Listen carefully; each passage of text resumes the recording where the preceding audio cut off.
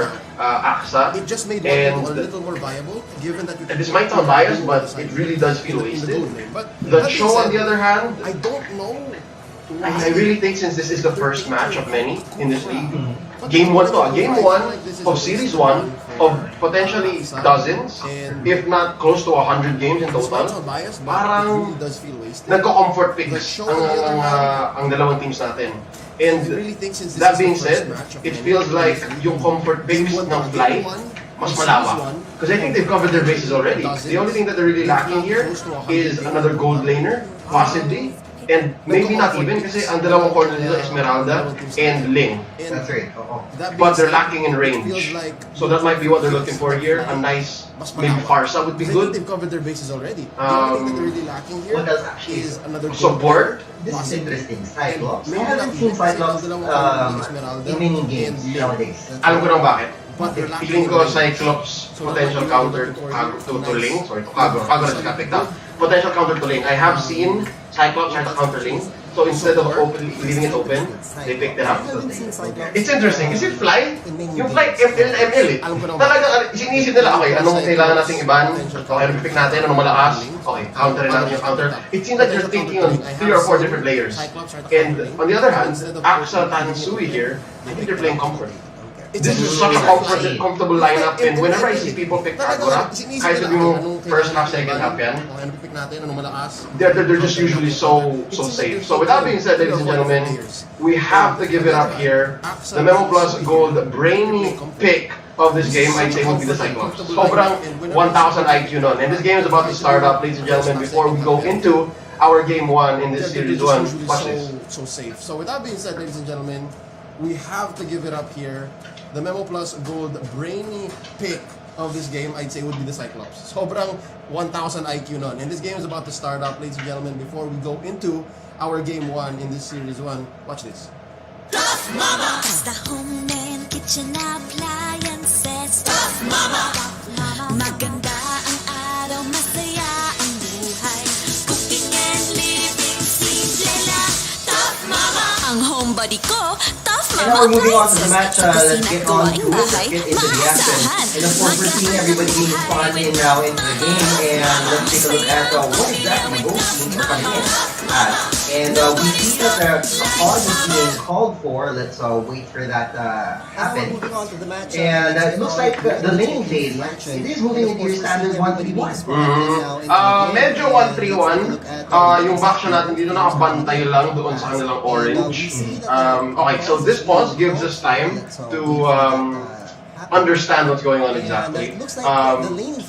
One lineup seems to want to go straight to the face. And I'm talking about Fly.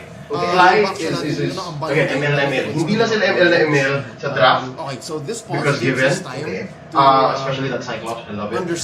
Pero ML din sila sa laning phase. Right, because look at the lineup on the side of AXA, Tansui. They have a Roger.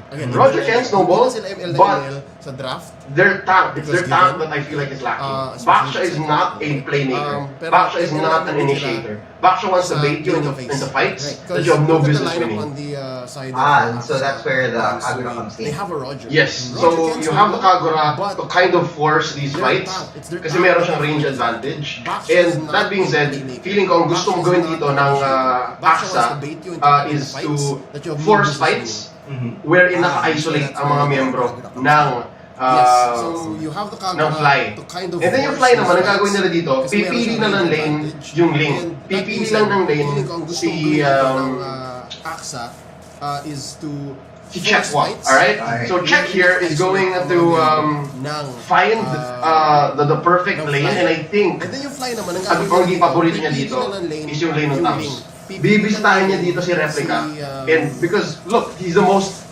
immobile, diba? So sabihin niya, okay, gank bottom. Tas gana, unless he walks into Andy, and Andy's just gonna be sad. So that's what I think is gonna happen here. Check it out. Binabaliktad niya. Look at this. AXA is the one that's game the game. ML. That is going to be the first blood brought to you by Tough Mama. I think I read AXA wrong. First, I'm ready to be read wrong here. be sad. say rate so, That's why pero I think mukhang it happened yung here. ML na ML sila Binabaliktad in-enable. niya yun. It could be that, you know, Aksa just is the the one first that's game, game baka again. they've already ML, had that this is planned out going to be the at first start. blood brought to you Maybe by they're going for their comfort picks Mama. instead, I and think drafting I is just read really Aksa more now. of a First, I'm secondary going thing to right be now. Red Right Rocket. now, we're actually seeing Say more of a so, play of pero skills. mukhang And yung with that ML coming in, you can really see that, especially in terms of lane plays, gold skill, very hard to say where things are right now if we just base things on that.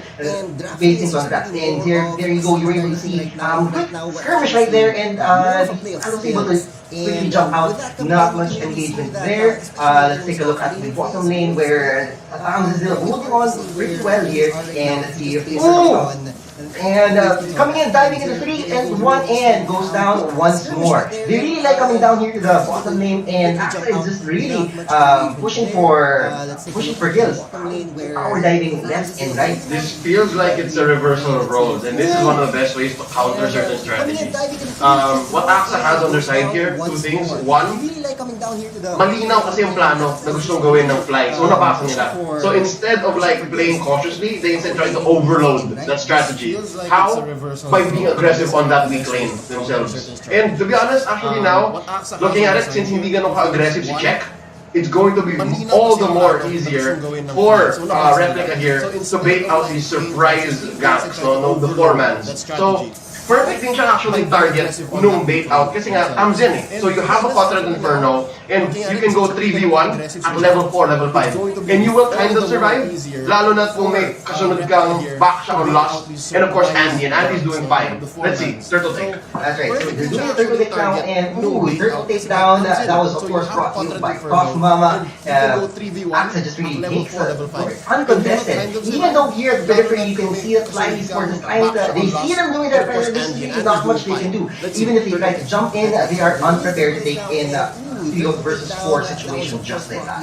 And even with this 1v1, we already see some circulation come here. I think the expert tried to rotate, maybe tried to help out with that turtle deal, but you know, didn't really happen. And lane is just being taken out now, leaving it on its own. Nakalibre pa dito ng konti si Nexus. Nexus here on the show, to be honest, is at quite a disadvantage until the late game, until you have figured out the tendencies of the X-Borg is going to have his way with you. So magandang pambubuli to na, hold up, off camera, check, finally get something, and it is on, guess who, Replica. So ngayon nangyayari na yung gusto talaga ng fly. But it might be too little too late. As Replica, oh sorry, sino yun? It's Andy. As Andy takes down pambubuli to na, hold up, off camera. I think that was what happened, actually out of nowhere. The Roger came in from the jungle side here, and that's exactly what happened. And there you go, they were able to shoot out just another one right there. Top lane, another tower dive here from the Cho, really punishing the tower here without any fear. And you can really see that even if the lane tries to come in, and nope, able to easily come on out. Will they try to jump in? I can see 3 here, but then will they dive? I don't think it's going to be worth their time at this moment. You can see that they're going to be rotating out and moving on to other things. Oh, in the middle, they just missed it. They took down for the second time the Cyclops once more. The Cyclops, which was supposed to be a very brainy bit, probably not very effective at this point. He's just really he has no mobility. Very hard to come in. Yep, medyo nag-asim doon si Nexus, and they are gonna get another hero here, plus a turret. Oh, they make it a double for Andy. Ladies and gentlemen, I think this early on, we can say that it might be over, because Aksa Tansui here, they have perfectly conditioned Flying Sports. Fly has fallen for almost every single trap. You see the record here, 2 to 8? And now Andy is starting to starve Check of his purple. And the purple is super important, ladies and gentlemen. Sobrang importante ng purple na to para sa isang link. And itong link ni Check, hindi pa nakaporma yan. And there's another turtle take. 100% major objectives going to the side of Fly. Already I can say that by drafting what you're comfortable with and not playing your opponent's game has led them to the road to victory. And again, kahit na napakaganda ng draft na ginawa ng Fly, hanggang dun lang yun. Maybe you expended quite a bit of your resources already there, and you let the rest of your game hold up, off camera na, isahan naman dito, sa bottom lane. Firstly, again, it seems like the tables have turned, and it's fly with getting played here by Asa. After you've seen there are already been about 3, no, actually 4 tower takedowns. Hold No, up, my bad. off camera 3 na, tower isahan takedowns naman already. dito, All of those, of sa course, bottom lane. brought to you by Hop Firstly, Movers. And all of them have been going on the side of, all on the side of Asa. I think that the nerf for the isn't actually working at all. Feeling ko hindi siya, parang hindi.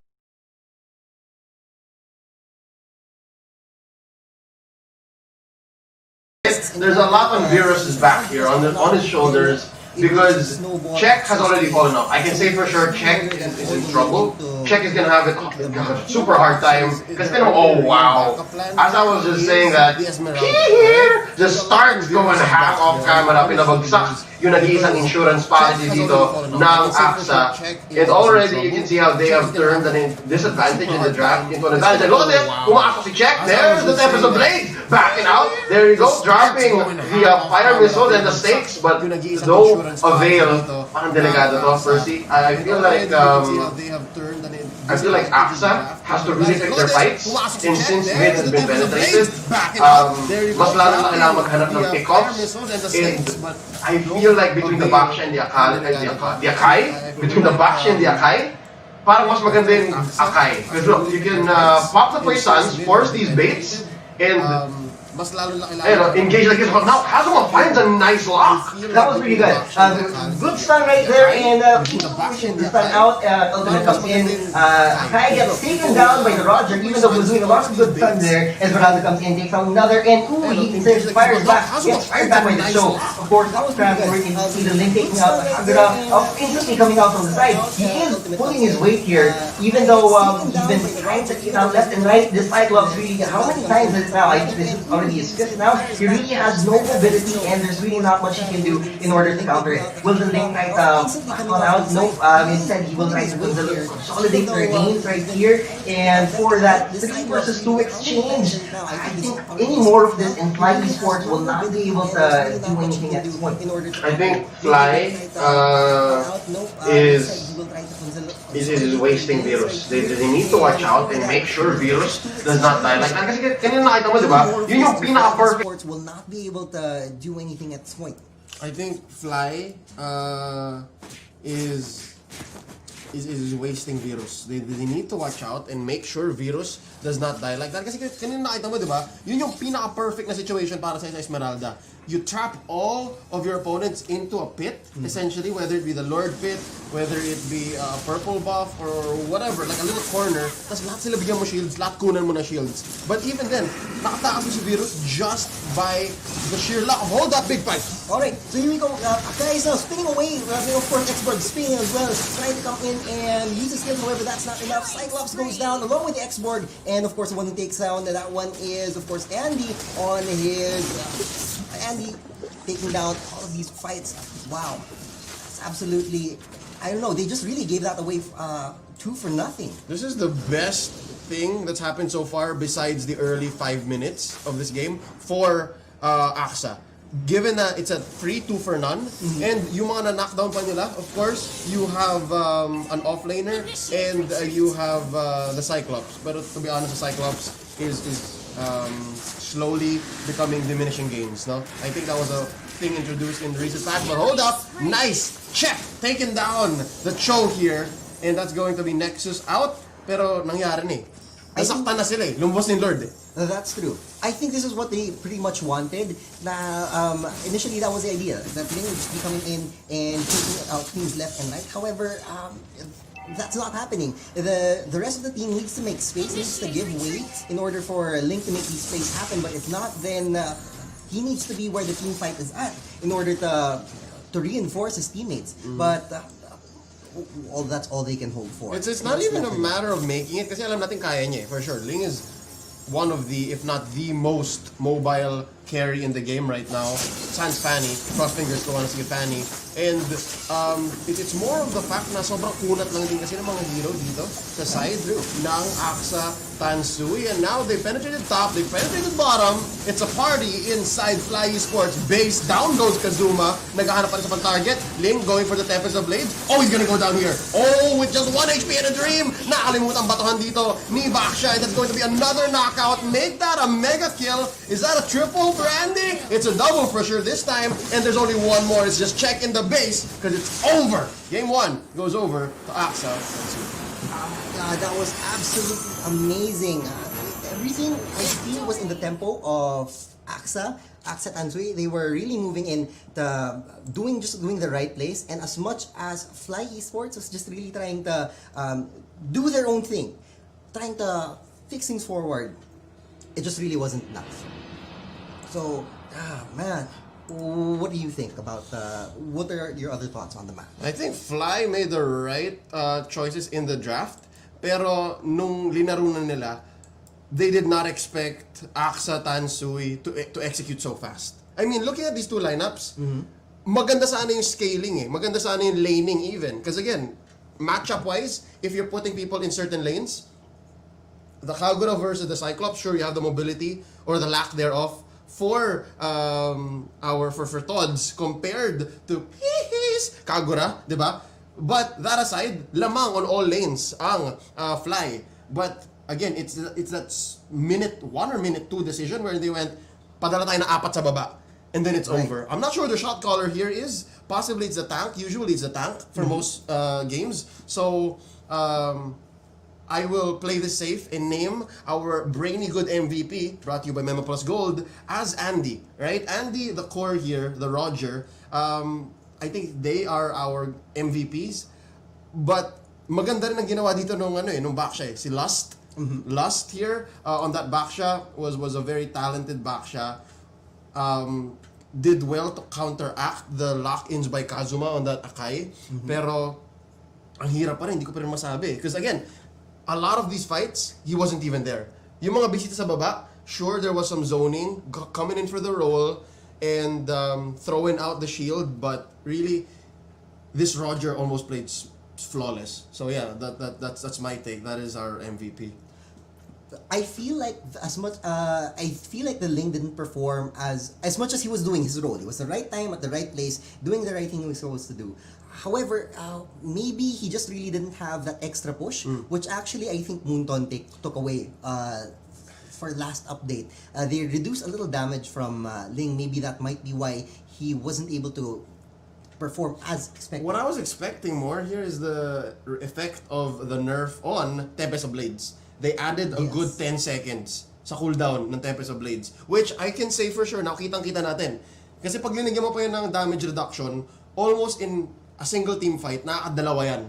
Right? In most games I've casted, we have seen Ling do 2 Tempest of Blades in a single team fight. Kahit tatlo pa nga if it extends too long. But now, given this 10-second nerf on that ultimate, so imagine mo sobrang pangit yan early game. Feeling ko rin na nibago din dito sa check sa totoo lang. By the way it looked. And I think that's the one thing that they did not expect. Now, going into game 2, I wonder how they're going to be drafting here. I wonder if they will still be doing this 10,000 IQ draft na parang, okay, we'll make sure to counter everything, cover all our bases. I think this time they have to focus on making sure they play what they know. Kasi paano sila nahirapan Lalo na yung brainy pick natin sa totoo lang it was super smart, it was super clever na, let's cover our bases, let's stop all counters to Ling. Let's enable check. Right. But all in all, parang the sum of their parts did not make up for the aggression that Aksa brought to the table. Hopefully that's what we see in the next game. Instead, absolutely right. I do believe na dapat they should be playing with what they're comfortable with, which I think is what Aksa did right off the bat. Now, they picked the heroes that they wanted to play, they picked the heroes that they were comfortable with, and rather than focus so much on the right play, the right pick. May draft sila. Sa totoo lang, it might seem like, guys, I am not giving Aksa Tansui credit for their draft. Since parang sinasabi ko, it's just cobbled up. It's like put together like a Frankenstein's monster. Pero lalo nyo guys, malakas si Frankenstein. Hindi nyo matitinag si Frankenstein. Hamunin mo susuntukan si Frankenstein, you're gonna lose 99% of the time, alright? So that's what Aksa did here. They steamrolled Fly. And I could not think of any better way. Kasi they played it in such an aggressive manner. So ngayon, tinan mo, nahirapan ngayon sa draft ang Fly. They're thinking, do we ban Roger? Do we leave it open? And sa totoo lang, first pick naman sila eh. So they can afford to keep it open and pick it up themselves to stop this madness, to stop Andy on this warpath. Although if you now taking a look at the bans, on the side of Fly Esports, They left it open. No, first pick. Sige, pwede first pick. So, Pwede. I do believe that it could be possible, but then I'm now thinking, what if Fly Esports isn't as comfortable as using a Roger? si Check, kunyari, si Check wala. I feel like if Check doesn't have it, possibly Virus. Kasi Virus was playing in the secondary core, no? They put Virus in the EXP lane though. That was interesting to me. Or gold lane ba yun? Again, these shifts. EXP yun, EXP lane. EXP yun, yes. I think if it's a secondary core, you should have put it in the gold lane. But nevertheless, here we go. Yun na nga. They opened it up. There you go. Picked it up themselves. Definitely still gonna go and check. Now, what's Axa's play here? Depende kung gaano kalaki or lawak yung hero pool ni Andy. Feeling ko they can just wait for the core later on. That's true. Open it up later. Maybe they're exactly with so many bans in play, with so many picks that are possible. There are just so many possible options. Here comes the Alice. Lumusot. This could be a gold lane Alice. I was gonna say they need to invest in their offlaner. Your team Why? Because they have to give Fly Esports a chance for I call it the TOG. Okay. The tendency of gigil. Kasi kapag natalo ka sa game 1, there's two possible scenarios. Manggigil ka dahil natalo ka, so you're gonna be like, ML naman ako, like I wanna, force game 3. Or they become super duper conservative. They're like super scared. Okay, I see. What this Alice allows is for the possibility for both. Ah, So it allows for them to go like, sige, kung gusto nyo bisitahin tong lane na to, sige lang. Or, kung hindi, we just have as much mobility to make you pay for your conservative plays. Diba? Absolutely. Pipilitin namin yan. But now looking at this, ang ganda ng pickup dito ng Fly Esports, still Uranus, ever the menace in the side lanes as well. Now, Percy, I gotta say, I feel like Kazuma might have a hero pool problem. I don't know why you pick up the Akai so soon. There's no reason for Akai to be here so soon. Maybe they were hoping that, because I can understand Axa. I can understand Axa Tansui's pick right here. You have both your offlaners already, and you have a comfortable mage in the form of Lunox. Pwede nga side lane Lunox yan eh, who knows? Could be. Pwede side lane Lunox mid Kagura, but I've seen the prior more often. But yeah, dito nga nakikita mo na parang baka mas malalim nga ang hero pool ng Axa. And again, teams with wide hero pools are so much better in the red side. They have the power of the double pick start, and they have the power of the last pick sa dulo. Pwede sila mang counter, pwede sila mang gulang. But again, if you're blue team, ikaw nagsiset ng pace. So now I think ang basa dito ng Fly, which is scary for me because I think they're reading the draft in a different order. Let's just put it at that.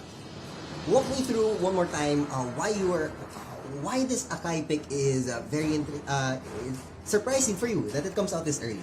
Akai is one of two things para sa akin. Akai usually is a playmaker or is a counter very specifically. So those two things. Playmaker meaning yung initiate ninyo medyo shoddy, parang hindi ka sigurado kung kaya nyo mag-initiate, and it dictates that you might pick up a secondary tank kasi hindi magandang primary tank si Akai.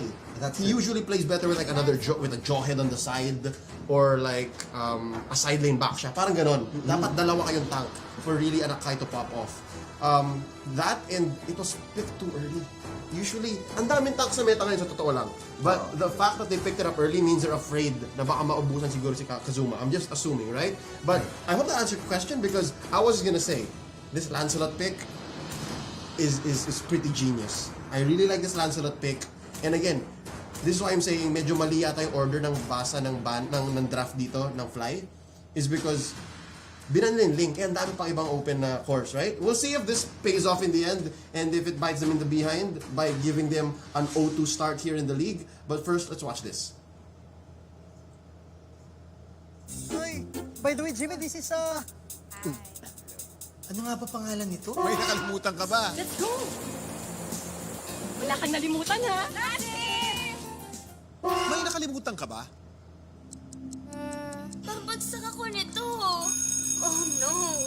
May nakalimutan ka ba? Good memory makes a difference. Memo Plus Gold, pure and natural bako pamonyera. Lamang ang brainy good. Mahalagang paalala, ang Memo Plus Gold ay hindi gamot at hindi dapat gamitin panggamot sa anumang uri ng sakit.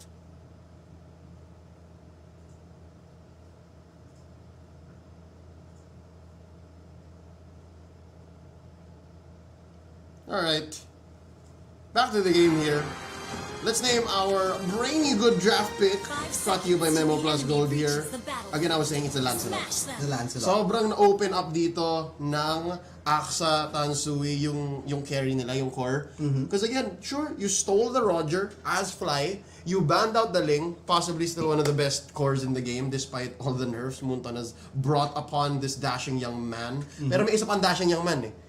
Yung naunang dashing young man, yung naunang L carry hero na assassin din, na kasing gwapo lang siguro ni Ling. Baka mas gwapo pa, I don't know. Most people would argue. But yeah, they opened up the Lancelot, and that is our brainy good draft pick. Now that we see how the laning looks like, we're just making sure that this connection in this game is set and good for our players. I feel like this might be a sweep. There's so much that that Fly needs to do. Feeling ko okay. On my opinion, in my opinion, I think Fly can make this work. I think Fly Esports can make this work. It now makes sense for me. It makes sense that they would be able to secure the Akai because you mentioned earlier on that he would need a primary tank, and that would be your Uranus pick over here. Yes. Go ahead. Sige lang. But then, now that I'm looking at the rest of they picked up the X-Borg, they picked up the Valier. The Valier. Not sure how they'll be able to focus around that. I think this is where you were saying that they could be playing a little bit too conservatively. So we're taking a look now at our heroes now. They're now moving to their respective lanes. Interesting. So the Fly is now moving out to the lane X-Borg right here. I want to know where the lane is. Oh, mid lane. Yeah, mid-lands. It's core. Sorry, mid-lands. It's core, yeah. So, it's as normal as we thought. Hindi sila ganun ka-crazy, you know what I mean? Like, they're still respecting somewhat the meta. So, you send Pihi in that mid lane Lunox. Tapos, naka-side lane dito, si Replica and, of course, Nexus again. So, yeah, this is the EXP lane Alice. You want her to level up soon, as fast as possible. Tapos si Replica, makikipagawa naman dito kay Virus. So that's the Tams Uranus, the rivalry for all seasons. Yung magpupukpukan lang sila all day. And this is what I'm saying, man. You can't count Uranus as a tank. Ever. Uranus is not a tank. Uranus is a fighter. As a fighter? Yes, what he does is he just rams through your lineup, possibly goes to the back line, tapos nangakasar lang siya with Ionic Edge. Like, I swear to you, tamaan ka ng Ionic Edge maybe twice, thrice, you're like, why am I dead? Yun ang nangyayari dito. Ayan, tinuwa ko ni si Replica na pikon. I see it right now. Yes. He was at a 3-4, 3/4 is like, now down to like 2/3. That is, I can Fractions. see that's how that's going to be Quick coming in. maths. However, let's come down to the season action coming. Akai coming in around now. Will he be able to take this first blood? And no, he is low, but however, that is not enough. He's able to disengage here. The rest of his teammates are in the fight, and you can see 4-on-4 coming out. They have each other's back, and that will just be ending up here. Let's take a look at the top lane. If there's any action here, it looks like he might be coming in here. And oh, he is so close. And will he get it underneath the tower? And first blood. There you go. Brought to you by Tough Mama. Of course, that was a one-on-one exchange, but I think, of course, that was definitely better off for the top, I think. Yeah, kasi nakuha niya pa yung XP. That's right. But on the other side though, nag-asim siya. ML na ML din si Replica because I think this game, nangyari na nga yung sinasabi ko kanina, di ba? Like, minute 30, nagkabaliktad. It's Fly Esports was like, okay guys, tayo naman gumawa ng 4-man rotation pababa. And I think the fact that it wasn't successful means that nabasa siya dito ng Aksa. Aksa was like, oh, I know what's happening. Hold up, look at this! Blood Oath into the ult, taken down the X-Borg, Night Fury, say good night. Nexus takes him down, so that's what I'm saying, right? Like, you can bait out these ML moments. Kasi sa totoo lang, there was no business for Night Fury to force that fight. Lalo na on his side, napatay siya on his side of the jungle. That just really means that maybe he was overextended by a little bit. So, that being said, I think it's just a matter of time till Aksa actually gets into Fly's mind.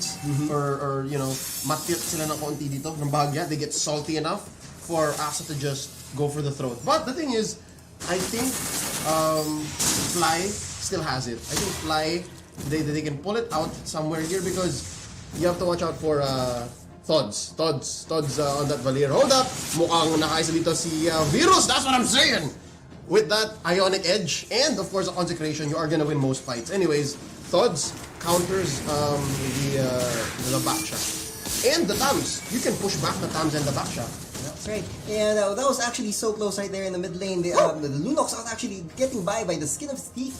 Really being able to make a clean escape over there. However, for the rest of everybody else, he was able to move on out, giving more space for Fly Esports to move and try to get more ground. Here you can see they're contesting the turtle right here. However, of course, Axa won't be giving it away to them for free, and it just reverts back to normal. Moving on down to the bottom lane, you can see a very quick exchange here. Still the fight going on between the X-Borg and the Alice.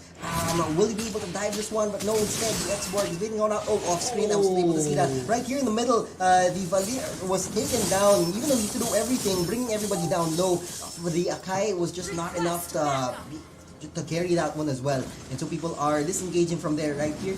And yeah, let's see what things go out from there. Did you say taking everyone down low? Everyone down low.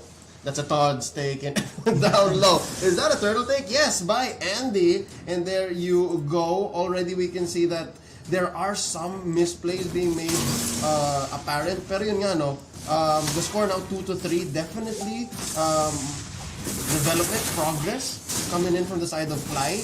But as per the lanes, check this out. Nako, mukhang madaded dito si Nexus. Hold up! I think he would be coming in all that and even though he's being surrounded by 4, by 5, he still will be trying to give them a hard fight. Let's take a look at the top lane. And of course, in exchange for that, they take out the Virus, and with that one-for-one exchange, who do you think actually won out from there? Given that both are actually converting very well, it's just a matter of time. There it is. Virus traded out for Nexus. I'd call it a split, pero lamang pa rin talaga dito yung Lamang pa rin talaga dito yung Aksa. Look at this, they go for 2 turrets. I'm pretty sure Fly can do the same. Yes, they do. And the fact that Lust here is the only one they sent, tas babalik pa si Pihi to help out. Sorry, that's not Pihi, that is Nexus. Oh wait, Kazuha looking like he's in trouble. Actually, he is in trouble because 2 are already chasing them out, and it's now 5 coming in to the 4, and even though they're already teleporting out, that's still not enough. Trying to disengage here. Skills are being poured out, trying to dissuade them from trying to come in and join this. However, that is not going to be enough.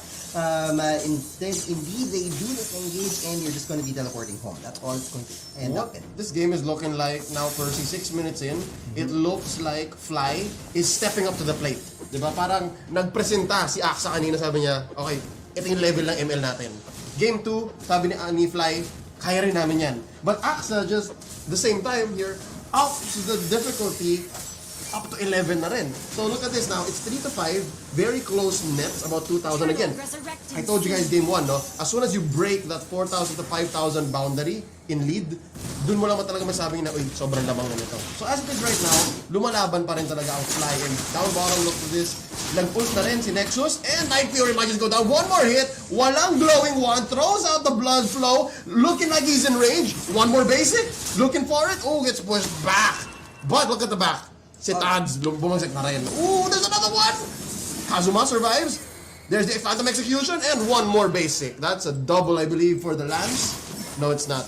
Sa kabila pa na isa. That was on the other side. And of course, off screen, we weren't able to see that another one was taken down here. It's now being clean sweep down here at the top. They really are just really taking down towers one by one. And actually, a while ago, they were taking down 2 in just one go. Of course, those tower takedowns brought in by the top movers.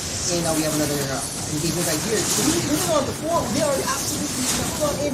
Axa is so brave, trying to come out in there. But here, punishing one of them. And of course, the Roger taking out another. And that is a 3 for nothing. Yep. Axa just really coming on in and Yep. throwing everything they've got. Yep. And of course, I don't Fly Eastward was just, okay, come on in. We're gonna take everything you got and we're gonna come in force. Yep, nag-asim doon ang Axa. Sorry, it's Fly who baited them in. That's right. Fly is the one who said, sige, base namin ito, halika dito. And Kazuma catches one! Hindi nakapag-order of brilliance. Ladies and gentlemen, there's only so much you can do as a Lunok, alright? But back to the question at hand here. Nag-asim nga ba talaga ang Fly? Or sorry, ang Axa? I think the answer is yes. There were just 3 of them there, and halos kompleto ang Fly, and now Fly is making them pay. And look at this now, lead very, very small, maybe 2,000, even less, and the map is looking blue.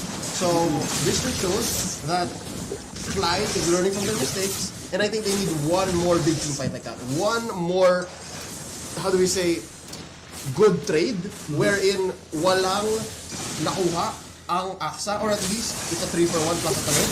Masasabi ko na oh, we have a ball game. But right now, I think it's just a matter of Axa just dropping the ball once or twice. And look at this, Virus. I think Virus is gonna survive. I think so too. This is 4 coming on for 1, but then that quick damage, that was absolutely Walang horrible. respo because they're going for the last turtle. And Nakuta pa they did. nila buzzer beater. And that's right. They were able to take another turtle. I think a turtle for do you think that's absolutely worth it? A turtle for a fighter, and of course that last out turtle tail brought in by Tough Mama. I think it is. But only if it was converted elsewhere. No, nakabawi sila. 1 gear for replica. They made them use the revitalize. Nasayang na yon. But that aside, 2 now. It's 2 now. 2 for the turtle. They traded replica for Todd's right here in Spalier. So I think that was pretty fair. One in a turtle. It's a wash. Para sa akin, feeling ko wash. Okay. So that doesn't help. That doesn't help Fly. Fly really needs to catch up here. Fly really needs to get on top of their game and force game 3. Sila yung kailangan mag-ultra instinct. That's right. And X-Borg just, he was really out of place with the rest of his team. Axa spots that out and they're able to take him out. And Roger comes in and it's the Valier who takes the final one down. Lancelot comes on down. And that's absolutely not enough. So that team comes in. Killing spree now for the Lunox. Taking down another and he's just able to come out clean from that one. Oh, hold up. Real quick guys, pause lang muna tayo. This gives us time to understand what just happened. 1, Andy nag-asim. He forgot or just did not manage his invulnerabilities enough. So na-burst down siya. I think he was diving underneath the turret. Siguro kung naunahan niya lang si Todd's ng isang skill. Actually hindi, dalawa kasi ang dami rin nila eh. If he timed that right, Todd's would have just died and maybe the Lance would have been able to bow out. No? Nang buhay pa. Kasi tower tower juggling din yun eh. You have to juggle the way that the tower hits you and the aggression. But yeah, I still think this is very beneficial. Still in the lead here, very strongly. Axa Tansui. They take down Kazuma. Ang natitira dito, Virus. And Virus is pushing up top. Sasagutin siya ni Replica. And they're just waiting for a wave down mid.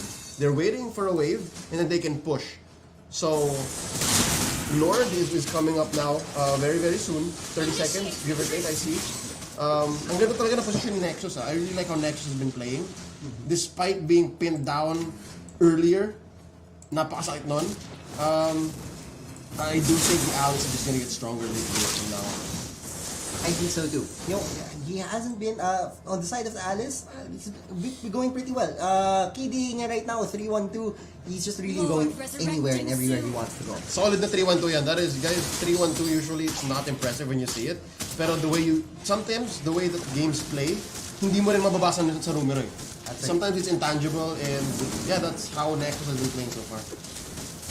Alright, do you think they'll be moving here for the Lord push? They know it's very clean it's dangerous, and dangerous. it's dangerous because everyone's moving out. However, this Uranus really is all over. Virus is playing the role that Nexus is for the other side. Sila yung kailangan natin bantayan. It's not actually the X-Board, but hold that team fight. Alright, here we go. The Alice coming in, and the X-Board is low, and no, actually the Valier is low. The X-Board going out as well. However, on the other side, the Rogers will take down another hero as well on the screen. However, taking a look at now, Alice is now really low. You can't, the reported out on the other side. What a juke right there. Was able to not see that one. However, still burning from the Valier. Still wouldn't be able to take down. However, the one who got taken down is the Baksha, of course, by Fly Esports taking out. Lunox might be next, really down low, and that is a double kill for Check right there. Oh.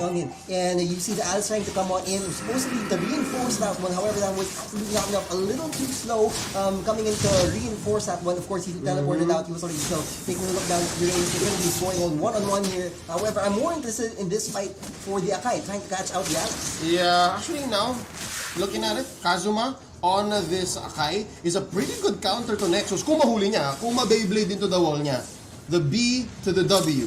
But the thing is, it's very hard to catch an Alice, and very, very good juke here by Nexus. Must commend, but right now, the play of that last team fight, the way that Check just jumped from target to target, napakaganda nun. And I think if they executed just a fraction more better, libreng Lord na yan. No? Libreng Lord. But then again, ang hirap talaga huli ni Nexus. He played his oath and his flows very, very well. Jukes to go. You know what I mean? Absolutely. So good. They were just really playing around everywhere. Even though there's just really so much durability in the game right now. Even if they throw all of their skills, it's still not enough to make a really clean sweep. Even if they come in one by one, that's absolutely not enough. I think they really had a chance over there a while ago, and now, even though you can see them staring at it, going on down one-on-one, you don't know who's going to be initiating first. And Reyes is just being a thorn on the side of Asa right now.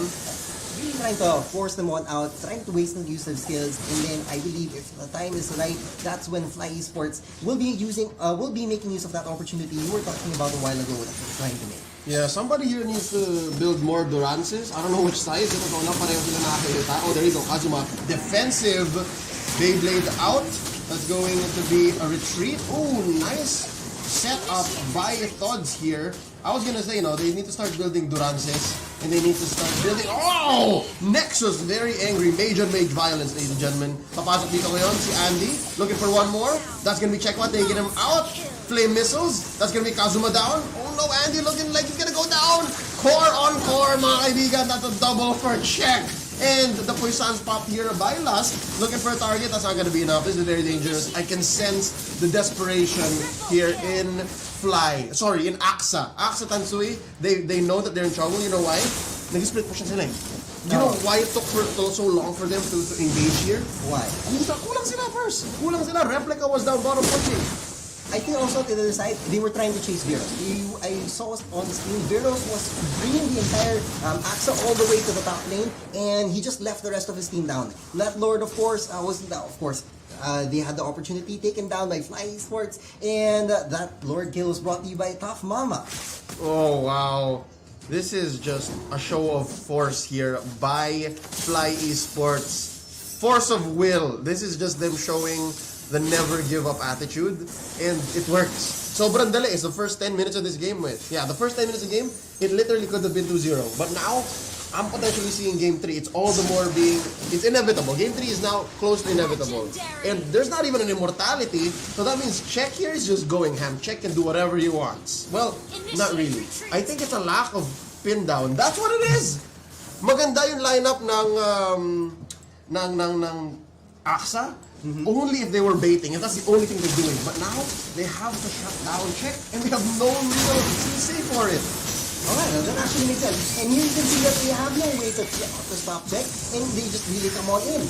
Kazuma able to come on out, and he will be able to survive that. X-Lord comes in, and there you go. The Lance actually will take down the... Check coming on down low, and instead of CC, let's just go with raw damage, and that's what actually happened. They bursted him down with everything they've got, and he was able to take him on down. And however, they were unable to see that Lord right there. That Lord pushed on the other side. I think that was what they were trying to do. Trying to make space for that Lord to take down that tower. And actually that tower That Thousand Towns brought to you by Half Mama. Walang laban yung Torre first. Well, meron technically. Bumabalik yung Torre. But against Lord, in that scenario, Replica can only dream. Replica can only hope. But hold up, look at this. Lost, barely surviving. He's gonna go down here.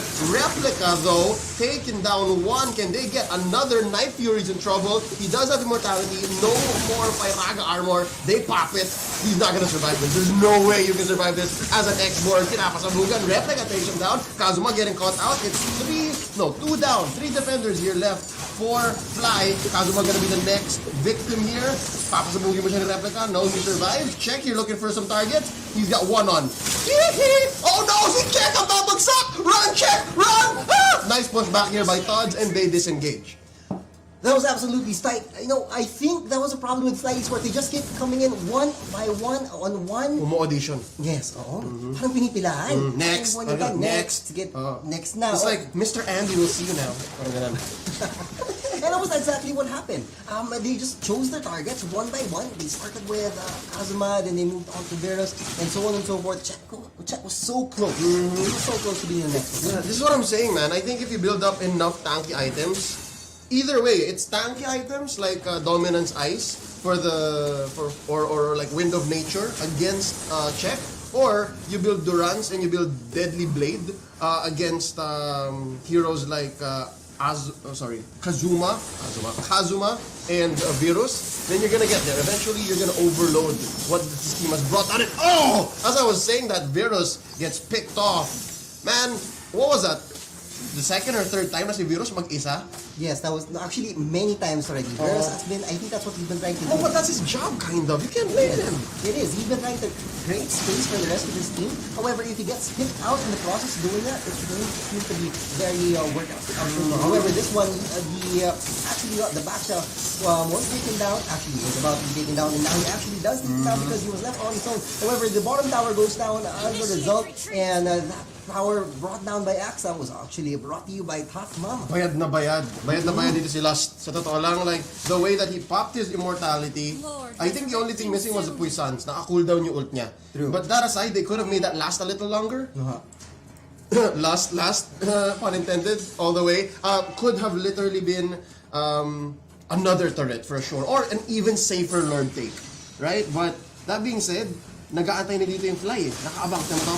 Si Kazuma at si Check. This is dangerous for Axa. I mean, Axa has come out of losing 2 or 3 team fights in a row, no? Right. So now, I can say we have a ball game. This is definitely anybody's game right now, 50-50. Lalo that they push top, and then, you know, Axa push bottom. But, I still can't say. It comes down to how well they force out this Lord take. Feeling ko, right now, everyone's up. Ultimates are also out. It's absolutely not safe. They might as well wait for another maybe a clean pick-off. As much as Kazuma is scouting out this area here, he is in the... he can't actually do anything about that. And of course, they're now eyeing more control over the Lord. At any point in time, they might engage or disengage. Who do you think will be making the first move here? I think the first... Hindi first move, parang first mistake eh. First and wrong mistake. That's what we're looking for. The first and wrong mistake. And I think, in all honesty, Axa is more built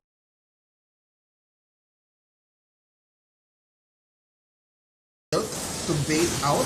But I think they went for they're barking up the wrong tree. They're falling for Virus Trap. Mali yung sinend nila kay Virus kasi kailangan nila si Lost at saka si Replica dun sa baba. Kasi it's gonna be a great fight here. Look at this. Imagine if everyone was there and then you have Lost popping the Puissance and Replica with the Cottered Inferno just forcing out this very tight fight.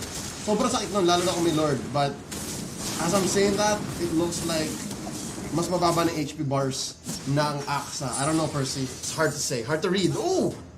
And here they come in. This is engaging now, and the first one who goes down is actually the Kazuma, who was trying to get them out earlier on. The rest of the team comes on in, and Ultimates are flying on out, and looks like who is in trouble? It is the Alice in trouble. Trying to escape, however, that's not enough. X-Borg takes down the Alice, and just like that, it is 1-for-1 trade. The Forts are coming in for more. Backshot trying to jump on in, Lunox coming out, and it is actually the Lance who gets taken out by the Roger. Nice juggle, huh? See, Check, you gotta hand it over to Check. You see what happened there? Nawala ng bahagya for like a split second because of the Phantom Execution and the Torn Rose. Nawala si Andy. And then what happened was, Check just juggled it off of so never siya nawala ng kapagtalunan. So even if Andy was already disengaging, Check was still onto him technically. And here's a takedown onto Thods. Replica flickering out of the way, popping the Inferno, just walks into Virus. Sabi ni Virus, hello! Down you go! That's a shutdown. But must commend pa rin dito ang ginagawa ni Hihi at ng mga natira sa side ng Aksa. Because they know for sure Fly is gonna go for this Lord. This is as free a Lord as Fly can ever get in the past 10 minutes of this game. 21 minutes, 45 seconds now. But the thing is, this is the gulo-gulo no jutsu at its finest. Let's see if Nexus and Hihi can make it in time. Nasaan? Si Andy ang layo. This is dangerous. This looks like a Fly Lord. Oh! And just like that, he takes out Virus, and even though they were able to take down that Lord, that was I don't think it was. That's two. Two for Fly. Two for Fly. That's absolutely right. It's 2 for Fly right there. And my God, they just really gave it out for free. I think they really had to give away Thods in order to secure that Lord, and I think at this point in time, that is worth it. Sulit na sulit. Again, Thods here is playing support Valier. It's far from the offensive, the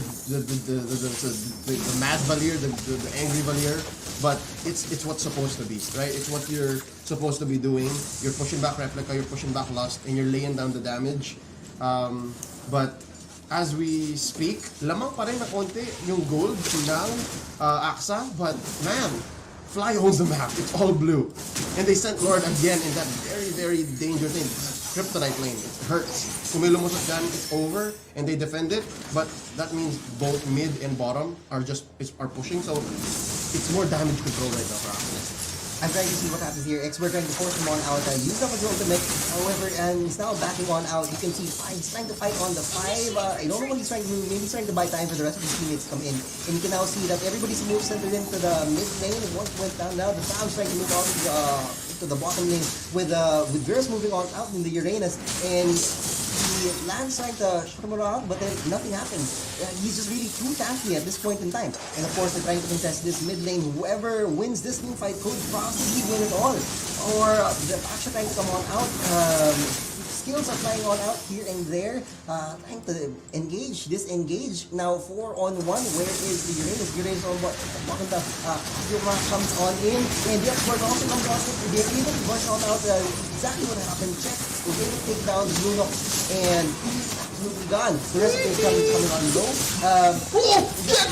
Check shut down! Check shut down! Samaw pa ng isa! Night Fury's in trouble here, and of course, the fact that Check and Thods came down in the same way na AOE sila ni Andy, that is a tide-shifting play here, and Andy wants more. Wants more, you know, it looks like you could use more, alright?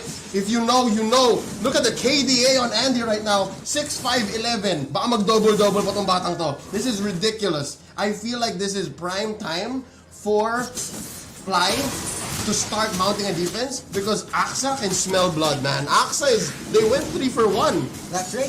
Exactly what you're saying. And they also took down a tower with a tower at the same time. That tower take down was brought by a hot mover. And of course, these things are coming on in. And they cannot do more. There's only 2 people left to defend. And on the green. Harris taking down Uranus just like that. Uranus out of the picture. Who else is left to defend? 1-on-1. They're coming off back online. However, they really want to end this right now. Oh, wait lang I can smell a little bit of asim here. Down goes Andy. Pinasabugan dito ni Thods. Minions! Yung minions! Yung cannon, one more hit! Oh! What happened, ladies and gentlemen? By a hair. By a millimeter. Not even an inch. Aksa able to force the victory here. What a game. Truth be told, I think it's time for us to name our brainy good MVP, brought to you by Memo Plus Gold. And for this game, man, I gotta say, it's gotta go to Nexus. Nexus on that Alice.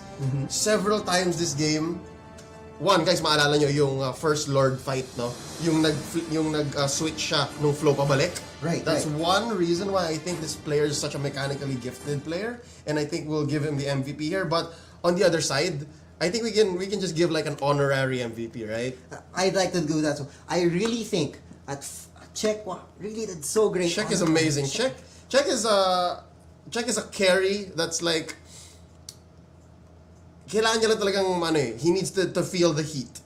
Yes. 12, 2 and 9, and the 2 were shutdowns. Yes, Ganon kalupit yes. yung Roger ni Check. And compared to the Roger on Andy from game 1, sure it was a clean Roger, but this was like a Roger that has seen war. This is a Roger that has seen life, alright? So, itong Roger na to, nagkapamilya na yan, may apo na yan, may business siya, tapos nalugi, tapos, like it's just, this Roger has seen tough times, ladies and gentlemen. Pero, it was so close. Sa totoo lang, I can say for sure that it could have been Fly. Fly could have forced the game 3 here. You're absolutely right. That last tower push, on the side of AXA, they were so close. Everything was hinging on that. Not only that, towards the very end of the game, everybody's already low. People, Fly was coming up on, was coming back online. They just needed to take everybody single down. But then I think they knew. Yeah. I think they knew that if they just held on long enough, that creep na yun. Yeah, that one cannon minion. Nerf the cannon minion, ladies and gentlemen. De, joke lang. To be honest, well played for both teams. Could have gone either way, but that brings an end to this first series, though. Ang galing. I am super proud of these teams. Again, ML na ML. I guess this is a great start to the WIC Open. And this is just the first series. So, ladies and gentlemen, I hope you guys enjoyed. Both teams played their heart's content. They put it all out there. All right, so let's pause for a break and let's get our next 2 teams up on deck. So we'll be back right after this. Ay, by the way, Jimmy, this is ano nga ba pangalan nito? May nakalimutan ka ba? Let's go! Wala kang nalimutan, ha? May nakalimutan ka ba? Babagsak ako nito. Oh no. May nakalimutan ka ba? Good memory makes a difference. Memo Plus Gold, pure and natural bako pamonyera. Lamang ang brainy good. Mahalagang paalala, ang Memo Plus Gold ay hindi gamot at hindi dapat gamitin panggamot sa anumang uri ng sakit. Tough Mama! Basta home and kitchen appliances. Tough Mama! Maganda ang araw, masaya ang buhay. Cooking and living, simple lang. Tough Mama! Ang homebody ko, Tough Mama Appliances. Sa kusina at gawaing bahay, maaasahan. Magaan ang buhay with Tough Mama. Tough Mama! Masaya ang pamilya with Tough Mama. Tough Mama! Nobody's tough like Mama. Hop movers, biyahe, delivery, panalo sa Hop Movers, extra kita at savings, sa backloading delivery, asenso ang negosyo, sa Hop Movers, safe ang kargamento, sa Hop Movers. Sa Hop Movers, up to 50% dagdag kita kada biyahe. Up to 30% savings for senders on backloading. Asenso ang negosyo, sa Hop Movers, safe ang kargamento, sa Hop Movers. Hop on sa Hop Movers. Visit hopmovers.com now. Welcome back to the WIC Open 2020, and we're now moving on to our second series for the entire tournament. And of course, what a game kanina, no? We had a very exciting game of Fly Esports versus AXA Tanshui, and now we're gonna move on to this next match, which we're about to introduce in just a bit. Yep. But first, we would like to thank, of course, the people who made this all possible. Thank you so much to Memo Plus Gold para iwas kalimot. Take Memo Plus Gold capsule every day. Pure and natural Bacopa Monnieri. Be brainy good with Memo Plus Gold. Thank you so much to Tough Mama. Sa home and kitchen appliances, Tough Mama ang perfect partner. Simple ang functions, good quality, at affordable. Nobody's tough like Tough Mama. Of course, let's also thank Hop Movers for deliveries na hindi kaya ng motorsiklo. Choose Hop Movers and enjoy big savings. Download the app and discover great deals for your deliveries. Hop on. Of course, let's also thank AXA. AXA Philippines is one of the largest and fastest growing life insurance companies in the country, empowering people to live better lives. Know you can with AXA. Maraming salamat sa iCandy Fab gadget accessories at affordable prices. iCandy is the place for you. Visit iCandy on Facebook and see the great gadget accessory selections. And last but not least, yellow and orange. Brighten up your day with the only the best home baked goodies from yellow and orange. Game na! Alright? It's time to get into this next best of 3. And here we go on the blue side. We're gonna be seeing .exe going up against the red side's Eye Candy. And I have heard, alright, a little birdie whispered to me, Eye Candy, these are all ladies. Alright? So more power to women in esports. This is definitely a step towards the right direction, but we'll see how they step up to the plate here. Again, this is their first matchup, both teams, and now as we step into the draft, we're going to be proven that esports is for both genders. That's right. All genders. For all genders. I think this is very interesting. I want to see how things move on. So we've got Eye Candy on red team, and of course we've got .exe on blue team. Interesting to see how this will lay out. Ooh, I think .exe nanood sila ng first game. Sabi nila, "Uy, Roger wins games, ban yun yan." Just take it easy, right? So, Ay, nako. I think this is smart. This is definitely the right direction for this draft. Just to make sure, no surprises. Definitely heroes worth banning these days. Roger, Alice, even Baksha. Baksha is the tank of choice these days. You would be surprised. Easy now. It's not Atlas anymore. It's not Kufra. Parang Feeling ko dahil sobrang nababan si Kufra, parang since nobody takes him, okay, we know it's an auto ban, might as well focus on other things. yeah, it's actually Johid, Hilda, and Baksha. It's those three now that's like making the waves.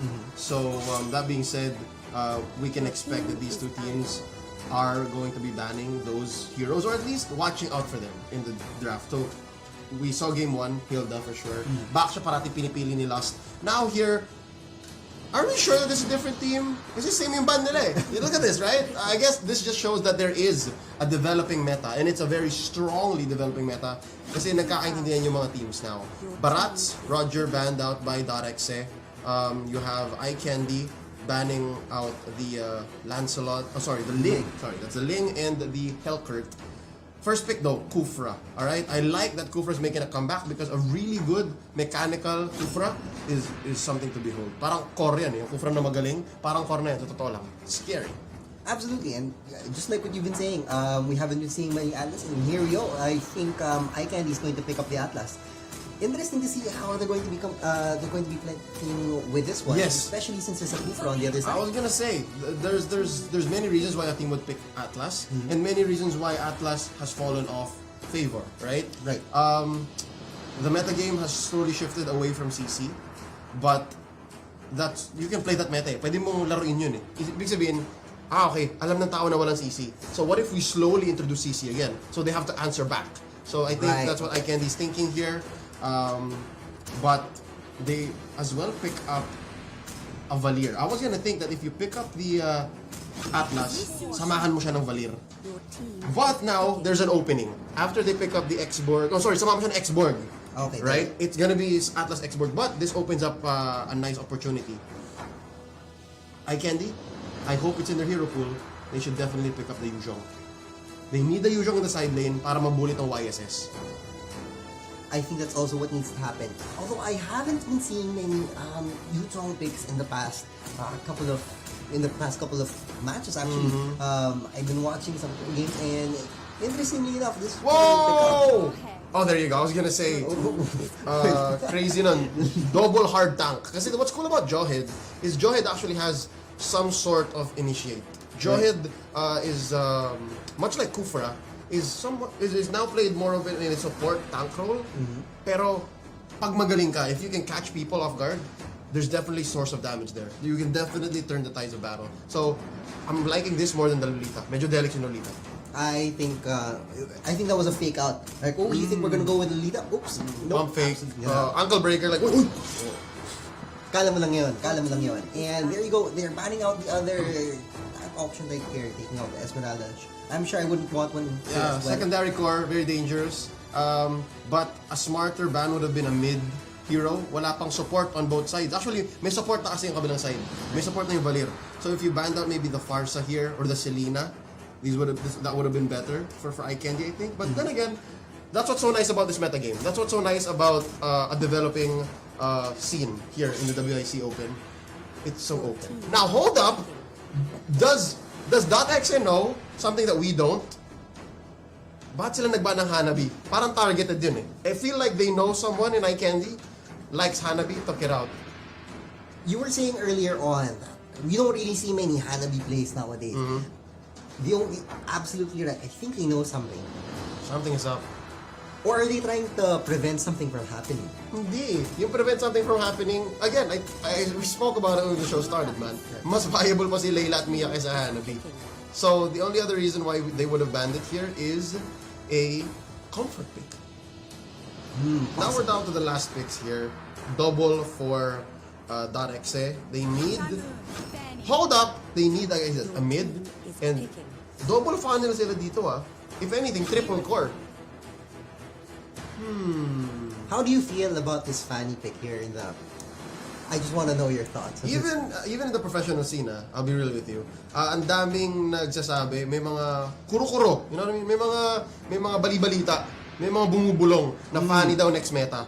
It never happened. Like the last big tournament in the professional scene never happened. Although we were talking about it and cross fingers, we hope for it. But this time, hey, if it works out for .exe, more power, right? But this last pick by iCandy, the Iritel, seems like it might be a desperation pick because it's gonna get outranged. Definitely gonna get outranged. But if we're gonna be naming our brainy pick here, a draft pick by Memo Plus Gold, I gotta give it to that Fanny. To the Fanny? Super duper flashy hero. But that being said, we'll discuss more about this when we get into the game. But first, let's watch this. Ay, by the way, Jimmy, this is ano nga ba pangalan nito? May nakalimutan ka ba? Let's go! Wala kang nalimutan, ha? May nakalimutan ka ba? Babagsak ako nito. Oh no. May nakalimutan ka ba? Good memory makes a difference. Memo Plus Gold, pure and natural bako pamonyera. Lamang ang brainy good. Mahalagang paalala, ang Memo Plus Gold ay hindi gamot at hindi dapat gamitin panggamot sa anumang uri ng sakit. Welcome to Mobile Legends. And now we're coming into the game, and I was really surprised. Really? Fanny is going to be your brainy pick for the day? Man, this is literally just playing to the crowd. Sa totoo lang. Like, this is, whenever Fanny gets picked, don't you wonder why there's so many Fanny streamers? Kasi sobrang mechanically demanding hero niya. And when she pops off, dude, she pops off. So I'm just definitely looking forward to how .exe will execute here. Nakabantay sila todo sa purple ni Fanny. And this is dangerous. Yeah, I see what Sapnu is doing here. Sapnu on that Chang. Tingnan mo, babawasan niya lang sa alis din yan. You have to. You can't steal this Fanny's jungle. Because, oh wow, see how they're taking longer? Right. Kasi nag-scale ang buhay ng isang purple buff pag maraming kasama. Oh, is that how it is now? Okay. What most pros would do these days is, yes, they would leash a little. Meaning, tutulungan nila yung jungle nila na konti. Oh, wow. Dangers here down bottom. Your Maureen is going to be going down. You're dead. Sabi dito ni Papa Ketchup. And absolutely right. That first blood was brought to you by Tough Mama. That was actually very tough for Ketchup to come in. That expert was just throwing it left and right and practically giving away that one over to that Jawhead. Maureen never saw it coming. Sa totoo lang, nag-asim ng konti si Ketchup eh. Di ba? Nag-asim siya. Pero not only that, take a look at the rest of the team. Everyone else is coming in, that Fanny coming in, jumping on out and taking on down that Atlas. And take a look at this Iritel, also looking very low here. If he wants to, kaya rin niya mag-asim. And they actually do. Taking on down, that is a double kill for the Fanny right there, but then they had to give out to YSS. Yep, Hello Hani gets one on to Exilus. Is that Silus? Yes, it is Silus. Exilus. Exilus There you for the go. YSS. Okay, yeah. so they did not get to juggle their turret damage as well, but at least they're coming up ahead. So definitely the ladies from iCandy giving us a run for their money here. 3-2 ang ating score, pero lamang na ng 1K ang Team .exe. And lumalaban si Maureen. Oh, ejector underneath the turret. Here comes the double mage duo. Papa Ketchup is in trouble, throwing out a bit of damage here, already using his flicker, and he survives to live one more minute. a little few missed skills over there. We probably weren't expecting a flicker from that to come on out, and that was absolutely a surprise. If there was no flicker there, absolutely they wouldn't be able to take him on down. But here comes the Fanny catching out two. The two mages are in trouble, and will come down. That is a double kill for the Fanny. They had absolutely no way to escape from that. An ultimate right there from the Chang'e at the same time, and that damage is really bursting on down. That was absolutely nothing they could do. They had no mobility to counter that, and the Fanny just taking on his time, sweeping them on in, and Turtle catching two of them out. resurrecting soon. Here's what's dangerous. Here's what I'm saying, no? A good Fanny is a great core. But a bad Fanny is literally paperweight. I agree. It just really goes both ways. Expect it. Ang hindi magaling na Fanny is definitely gonna be rose gold sa dulo. Alright? But a great Fanny like this, already I can say 2 minutes in, 3 minutes in, is on the road to just making .exe have an easy 1-0. But again, I think iCandy, ang key nila dito, what they have to do to really make sure that our friend here, Nozawa, there you go. Nozawa doesn't pop off as hard. Oh, nice counter shocker. Just scouting out kung meron man nakabatay sa gilid. Is they have to use, the fatal legs. Here we go, finds it! And comes down, ultimate comes in, and yes, absolutely goes down. Atlas, absolutely not enough. As much as that was absolutely great, an ultimate countered Vendetta there that was able to, not really able to capitalize on that. It was still a 2-on-3 situation with backup very, very far away. Coming in late, actually. The Valier I saw from the corner of my eye was actually supposed to come in, and I think that was what they were waiting for. However, not enough to have come on in. Kulang yung damage, man. Kulang yung damage. I saw how Hello Honey was actually working to deal some damage. Pero at this point, man, 4 minutes in, kulang pa eh. Again, we have to remember that this Iritel, we don't see her very often, but she is a marksman, and she needs items. So, I think they really had something there. But now, we see here our YSS, see Silus secures that turtle. It's just, it's gonna be tough for them to get this. That turtle take brought to you by Tough Mama. We'll see how they convert that. Oh, look at this. Nice pressure stop. And they're just really giving it away. There's no way they can contest this. 3 going up to 1. Nice skill right there. Ultimate flash out, and he is just really trying to keep that Atlas there. Coming in down low. Ooh, just a little bit more, and he would have been able to take that one down. But then that was not enough. That was already the best he could do in a 3 versus 1 situation underneath the tower, and an excellent tower defense right there.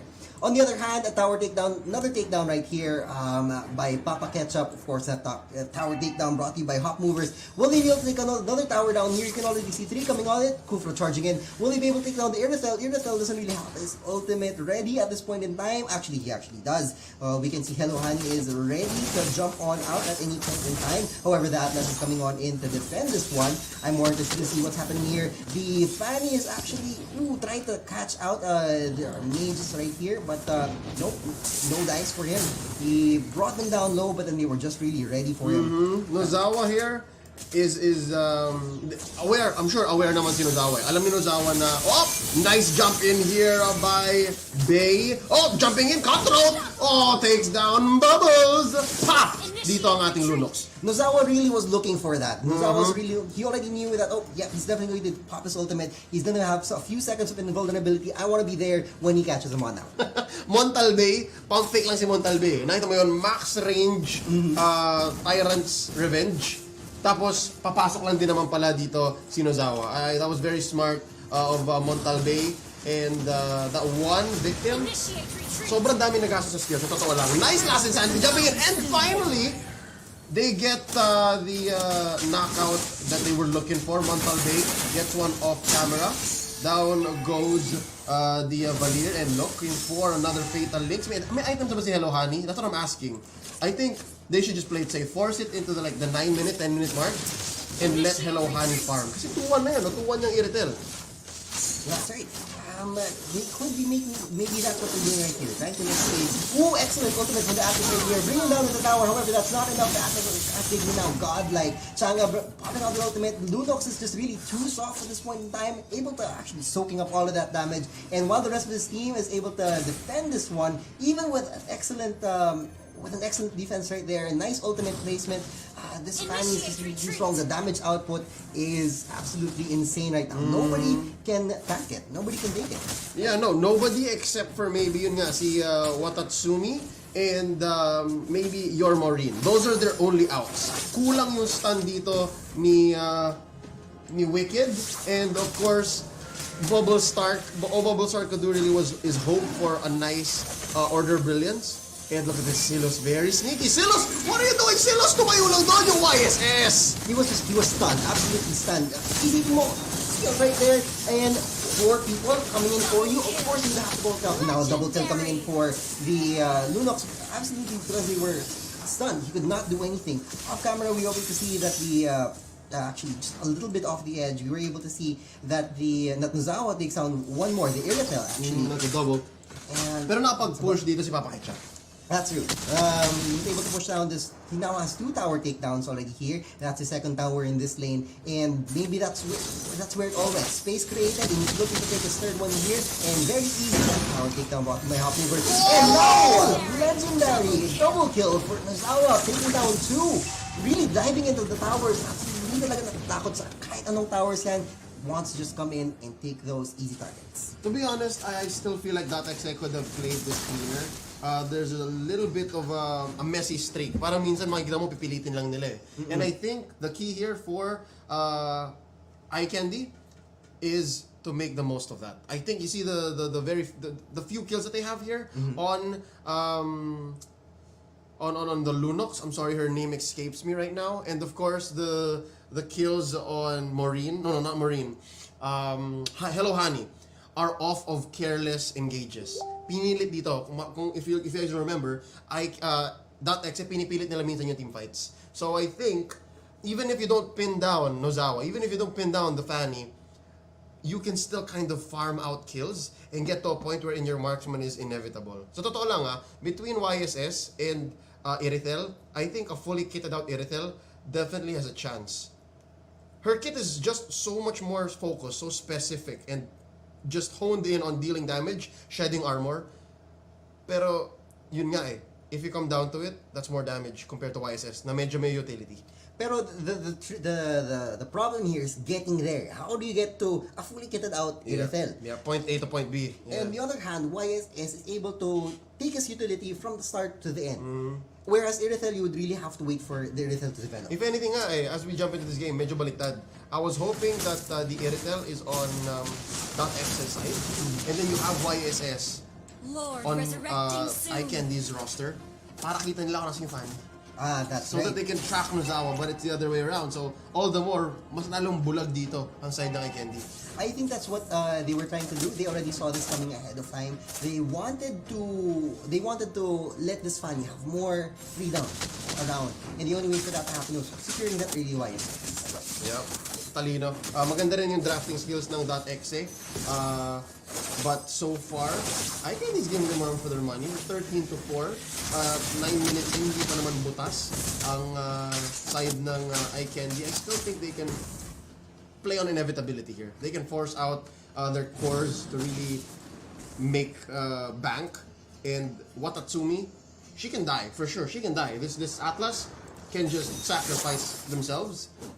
But if Hello Honey and Bubble Stark make a field day of these softer heroes on the side of .exe, we're just waiting for that essentially. I think that's what's currently happening at this point in time.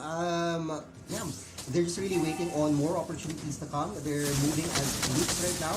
Taking a look at the top tower, it's not enough. I'm looking at the score right now. It's 13 to 4, and the score will really come out. Look at the top. The armor bringing on down and kind of Initiate bringing out retreat. all the stars. Say the links! Not enough to deal damage. Excellent ultimate from Atlas right there. Nothing on that.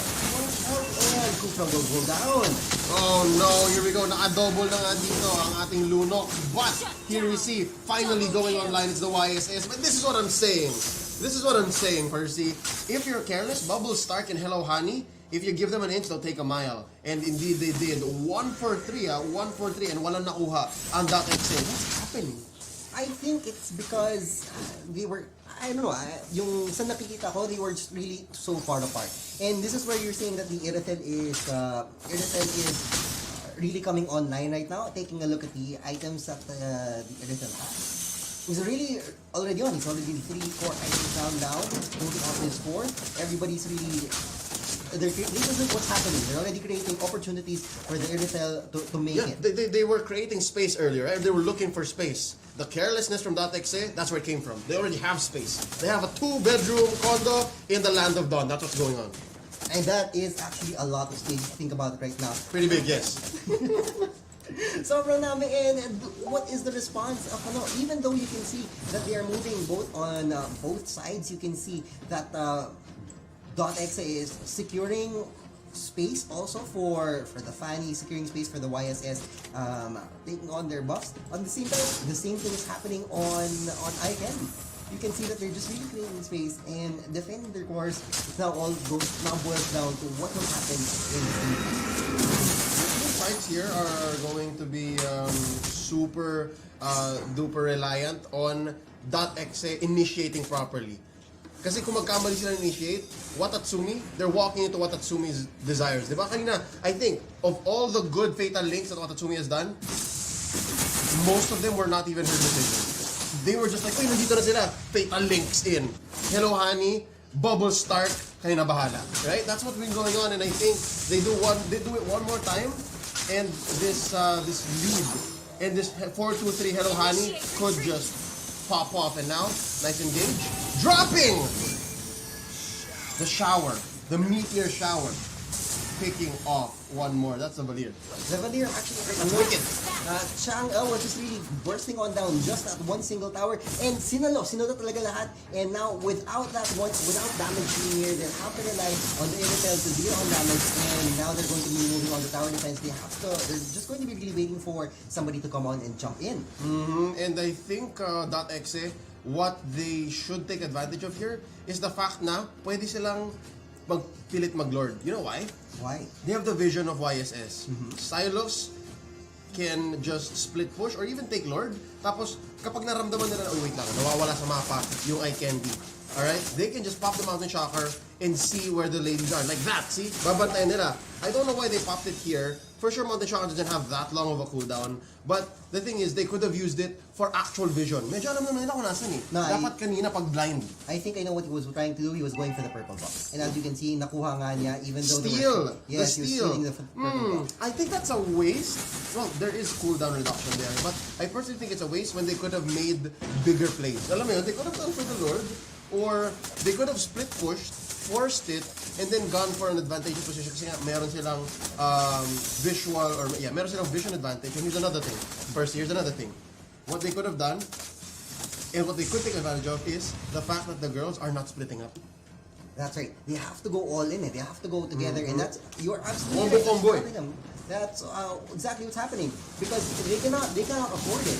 If at any point in time the Fanny comes in, picks one of them off, or it could be the YS scoping them on out. They know that somebody's away from each other. Then that person will be instantly bursted on down. It's not what we can do. And seeing now, Nozawa, kahit na isa lang yung death niya, 10 kills for sure, pero isang death niya. I think this Fanny can do more. Ang dami pa natin kailangan, pwede expect kay Fanny. I think naka-max out na yung Festival of Blood niya eh. Maybe 1% more. I'm not sure. Maybe 2 more kills. I'm not sure. But, yeah, I think takot na rin si Nozawa. This is good though. .exe respecting the lineup on iCandy. And that's actually what's in here. Even though they're grouped up, we know that they can't really jump on in. Opportunities like this where there's 2 against 3, and you saw the Chang'e bursting down the Irithel. The moment there was a break in defense, he was able to take it and grab it on out. Up, X-Board was able to take down the Valir, and the time pops up and just picks off one more. Yep. In fairness, Sapno picking up where Nozawa and Silops are kind of lacking. What was that? The second or third? Just simple free pick-off using the Meteor Shower on that camera. So this push would not have been possible without those pick-offs. And there's the pop of the totality. Perfect match here by Watatsumi. I think the end is near, man. Last insanity dito, pumasok na ang ating headshot. And that's another. Bubble start goes down. It's a wipeout. ladies and gentlemen, this core, this base will not stand for any longer. Papasok dito si Hello Honey. Oh, versus down. Pop Immortality. Nozawa, a little desperate. Nakita mo yun? Siya na lang eh. Wala siyang minions. Winawak niya yung base and oh, bitin. They could go for the Lord here though. Yeah, I think that's exactly what they're going to do because the 3 towers are all down. They need to move on and fight this one out. They need to make sure that all these creeps are down, giving it free reign. Actually, right now, to just take a chip off this Lord. I think this is absolutely. They could have pushed for it though. They could have been just like in the last game, wherein they just really brought in the minions, forced it on out when people were coming online 1-on-1. But no, they're going to be going for the safe play. .x and they have to play their cards right and going for the safe play. Moving on, taking on that Lord down. That Lord takedown is brought to you by Tough Mama. And it's going to be absolutely tough now for iCandy to turn this around. What are their other opportunities? I'm trying to see here kung ano kung pwede nilang gawin. Pero You know why the past 5 minutes have felt so long? It's because I think .exe, they pulled it back a little. Kanina sobrang aggressive nila, diba? Pero nakita lang na parang, oh no, these ladies in business. If we overextend, they will punish us. And that's what's been happening. And now, oh, Watatsumi flipped over na baliktad. Latin Santi coming in. Papa Ketchup. The Lord does not waste any time. That's the win right here. Congratulations to .exe. As I was saying, before we start talking about the post-game stats,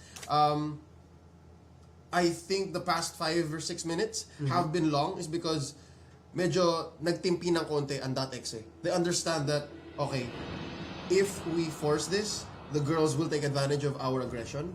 And so far, that's why you see here, medyo nakascore din si Hello Honey at saka si Bubble Stark. Right? But really, we have to start naming our MVP here. And of course, that is going to be our Brainy Good MVP, brought to you by Memo Plus Gold. In fairness, gotta give it up to Sapno.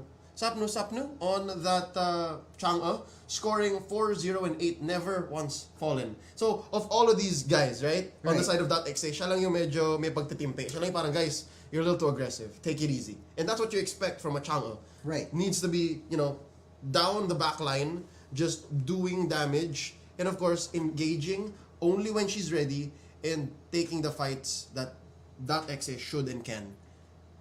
I'd like to think that the Fanny was also doing a pretty good job. Actually, Fanny Nozawa, doing Fanny doing funny things. Yes. You were expecting the Fanny to jump in, take opportunities, come on and out, but man, that's already pretty much expected of the Fanny. Although I do agree with your choice of MVP, I would have to go with Chang'e. Really, I was expecting maybe the Chang'e to die maybe once or twice, or with that squishiness and with that inability to move on to the next portion. But then there's just really not much to move in. Yeah, napakaganda nung game na yon. And with that being said, I think the ladies of iCandy, what kind of adjustments can they do here to potentially force a game 3? I think a better draft, a more solid draft. And again, the two potential outcomes of a game 1 loss now. You get super aggressive, ML na ML ka, because you kind of studied your opponent. You know what kind of weaknesses they have. Right. Or you play super conservative. I think that's what's gonna happen here to iCandy. It's the latter. Kasi nakita nila na if we allow the boys, if we allow .exe to force their way in, we can make them pay. We can bait them out. And with that being said, I think they'll if their hero pools will allow, they can start play baity heroes. Kung makalos si Alice, yes. We can expect the Atlas again. I don't think the Atlas is gonna get banned. They can play heroes like Tams. Kung makalos din yung Tams. Tams, Uranus, mga ganyan. Pero will that be enough though? I mean, will adding more, because with the heroes that you've just mentioned, they just parang you're just adding on the tankiness, just adding on to the durability. Yeah. Will that be enough though with the raw firepower that we just saw in the last game being brought out by .exe? No, I think the firepower is gonna always be there. What you do is you temper it. So you draft these heroes, and then what you also do is you give Hello Honey another nice marksman, not an Irritel anymore. Inisip ko nga baka magandang gawin, give Hello Honey a good core to begin with. And I'm not sure if Hello Honey is at home in the gold lane or napilitan lang siya mag-gold lane dahil napilitan siya mag-Irritel. Siya yung last pick eh. Now, I'd like to think that maybe maybe the Irithel really knew what we were trying to do. Parang alam nila na, okay, kailangan lang natin patagalin. Baka nga Irithel main, who knows? Yes, oo. Patagalin lang natin at this point. Confident ako sa Irithel ko. This is my comfort pick. I'm gonna move forward. Kahit ano pang ilabas niyan, kayang-kaya ko yan. Could be. But then again, it'll come down to the draft. For .exe, I think, yun lang eh. They played a very clean game, except for the times that they were very aggressive. Too aggressive. Yun nga, idadive pa sa ilalim ng torre, pipilitin mo. Alam mo may fatal links yung Atlas, don't fall for it. That aside, I think they should just start winning the range game. Lamang sila sa range kanina eh, sobra. Right. They had every chance to pick what fight they wanted. And yeah, I think Wicked was the only real problem there. Yung Valir was able to space them out. And of course, the Atlas, Watatsumi was always just a threat. But yeah, that aside, konting linis lang sa laro, konting linis sa draft, and this could be a 2-0. I think so too. But then in terms of damage, you were mentioning that Valir was the only one who was really out, who really had that range. I think Chang, that's why they brought in the Chang. Chang could reach kahit sino pang dalhin nila. Chang will be able to catch him on out with the right spacing, with the right placement. If not that, then of course you have your usual Fanny coming in on to invade. All of these things very, very possible. We have a few streamers competing right now in the WIC. We have Master of Whatever in the tournament. We have Mogs 2020 as well as HB Trojans. So expect that these people will be making a showing, and that these folks will be performing very well. But so far, I think we're out here to make new stars as well. Parang gusto natin makita ng bago, no? And so far, Nozawa, definitely a nice mechanical player, and Sapnu. I think discipline is something that's hard to train in ML players. So the fact that you have a player like Sapnu showing us na hindi lang puro ML gigil is what wins games. I think even the fans, the viewers of WIC Open can learn from that. So I'm excited. I actually had the pleasure of casting for Hagdan Bato Trojans, and you mentioned Master of Whatever. I had the pleasure of casting for them, and these guys are actually pretty good. In the last tournament that I played them, I casted for them. They reached siguro mga top 16 or top 8 respectively, with top 16, top 8, and they absolutely steamrolled everyone in whoever they fought in. Okay. I think the highest one was actually able to make it to the finals. I'm not sure which. I have to check that one. But then I'm now expecting so much more. I have now so much more expectations for the WIC Open, especially with its inaugural season. So many more teams will be coming in. The people who are watching this right now, if you love Mobile Legends, if you want to be part of this one, all you really need to do is download the mgamer app, mgamer.io. Just look it up on the Play Store and sign yourself up, sign your clan up, bring everybody on board, and your team could be coming in next when the WIC Open comes in for its next series. Yep. But for this time though, we have to get through our 16 teams, and kasimula pa lang natin. All right. So for everyone who is excited to join in and compete, definitely your chance is coming up soon. But for now, I think it's time to just sit back, relax, no, and enjoy these matchups. Aralin nyo na, scout out your competition essentially. Because again, we're looking to make new stars, and who knows, baka ang susunod nyo kalaban .exe, baka makasama nyo sa rank games, right? Makita, uy, ito yung magaling mag-funny, or ito yung malupit mag-chang. Lods pa shoutout naman. You know what I mean? Could happen. Lots of exciting teams coming on in. Of course, if the last match was any indication, and the match before that, all that just goes to show you that talagang magandang pagiging laro natin. Magandang matchups. And I also want to see how the meta will evolve with as the series goes. Like as you said earlier nga, isang buwan tayong nandito, and sobrang daming pwedeng mangyari. Kaka-start lang ng bagong season, ng bagong updates, and magde-develop lang yung mga picks natin, yung draft. I want to see how this develops moving forward. Yeah, game 1, game 2, series 1, medyo malinaw. Here, I think we need to see one more game possibly to kind of say that, oh, there's a pattern here. Or definitely these teams have scouted each other out or learned how to work, but how it works, you know, this competition against each other. But yeah, I think for now, we are working out something in the back end. Pasensya na po, it's taken a while. I do think we are going to be starting up soon. Not sure, but I think it's time for us to go on a quick break. Let's go ahead and hear a few words from the people making this possible. Once more, my name is Leo. This And right my here name is is Percy. We are going to go on a quick break. You're watching the WIC Open 2020. Ay, by the way, Jimmy, this is Ano nga ba pangalan nito? May nakalimutan ka ba? Let's go! Wala kang nalimutan, ha? May nakalimutan ka ba? Parbagsak ako nito. Oh no. May nakalimutan ka ba? Good memory makes a difference. Memo Plus Gold, pure and natural bako pamonyera. Lamang ang brainy good. Mahalagang paalala, ang Memo Plus Gold ay hindi gamot at hindi dapat gamitin panggamot sa anumang uri ng sakit. Basta home and kitchen appliances. Tough Mama. Maganda ang araw, masaya ang buhay. Cooking and living, simple lang. Tough Mama. Ang homebody ko, Tough Mama Appliances. Sa kusina at gawaing bahay, maaasahan. Magaan ang buhay with Tough Mama. Tough Mama. Masaya ang pamilya with Tough Mama. Tough Mama. Nobody's tough like Mama.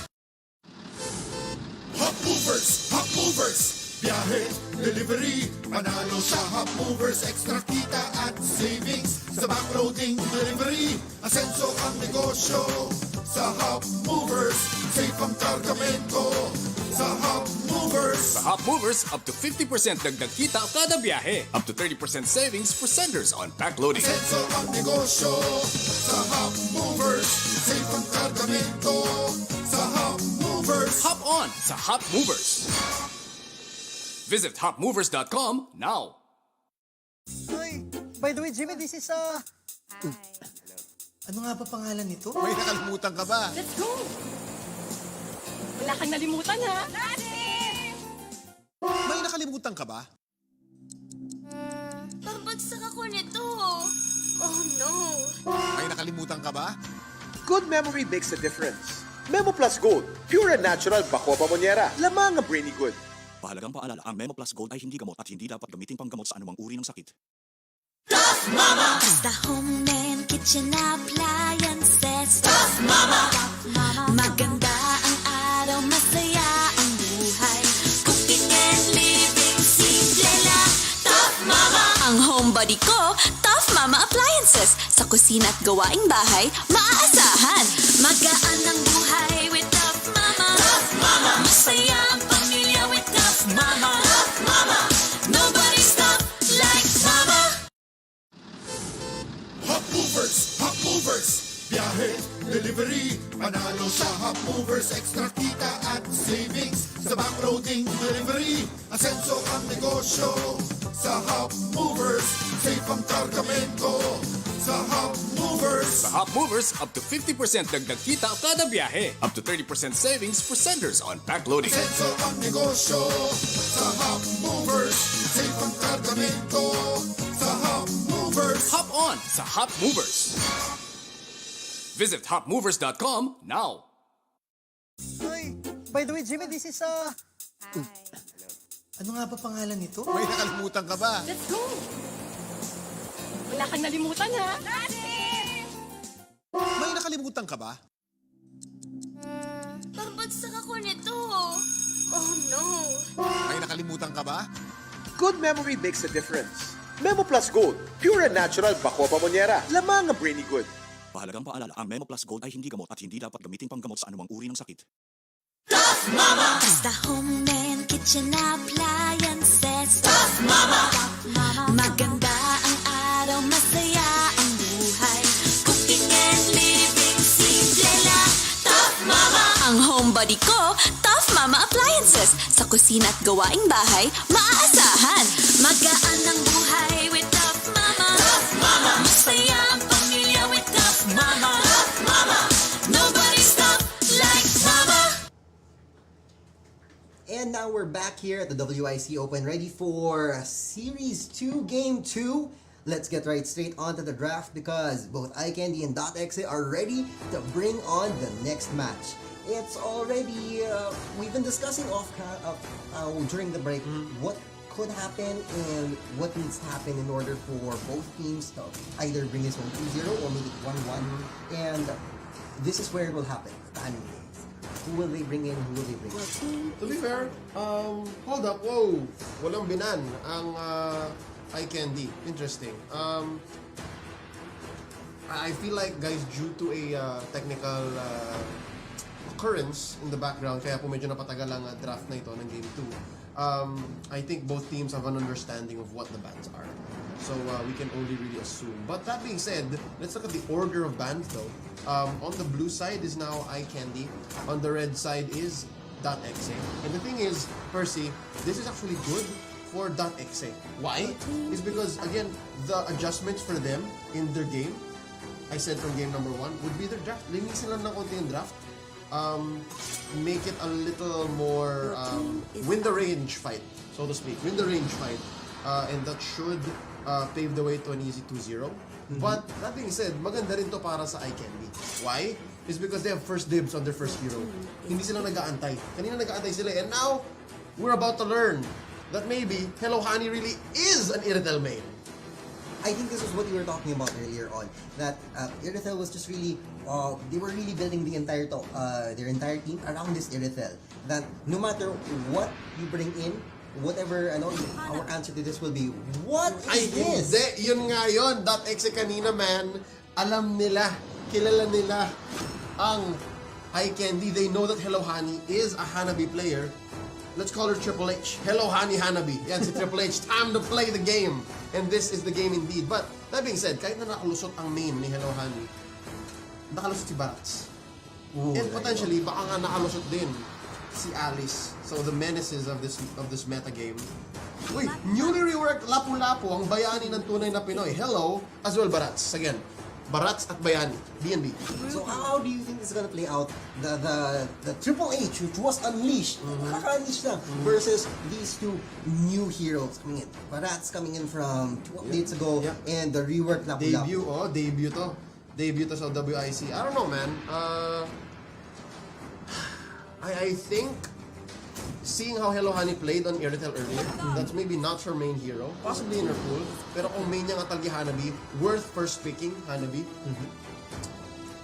might be closer than Game 1. I'm just gonna say that much. Might be closer than Game 1. Pero hirap kasi i-deny yung lakas na yan ni Barats eh.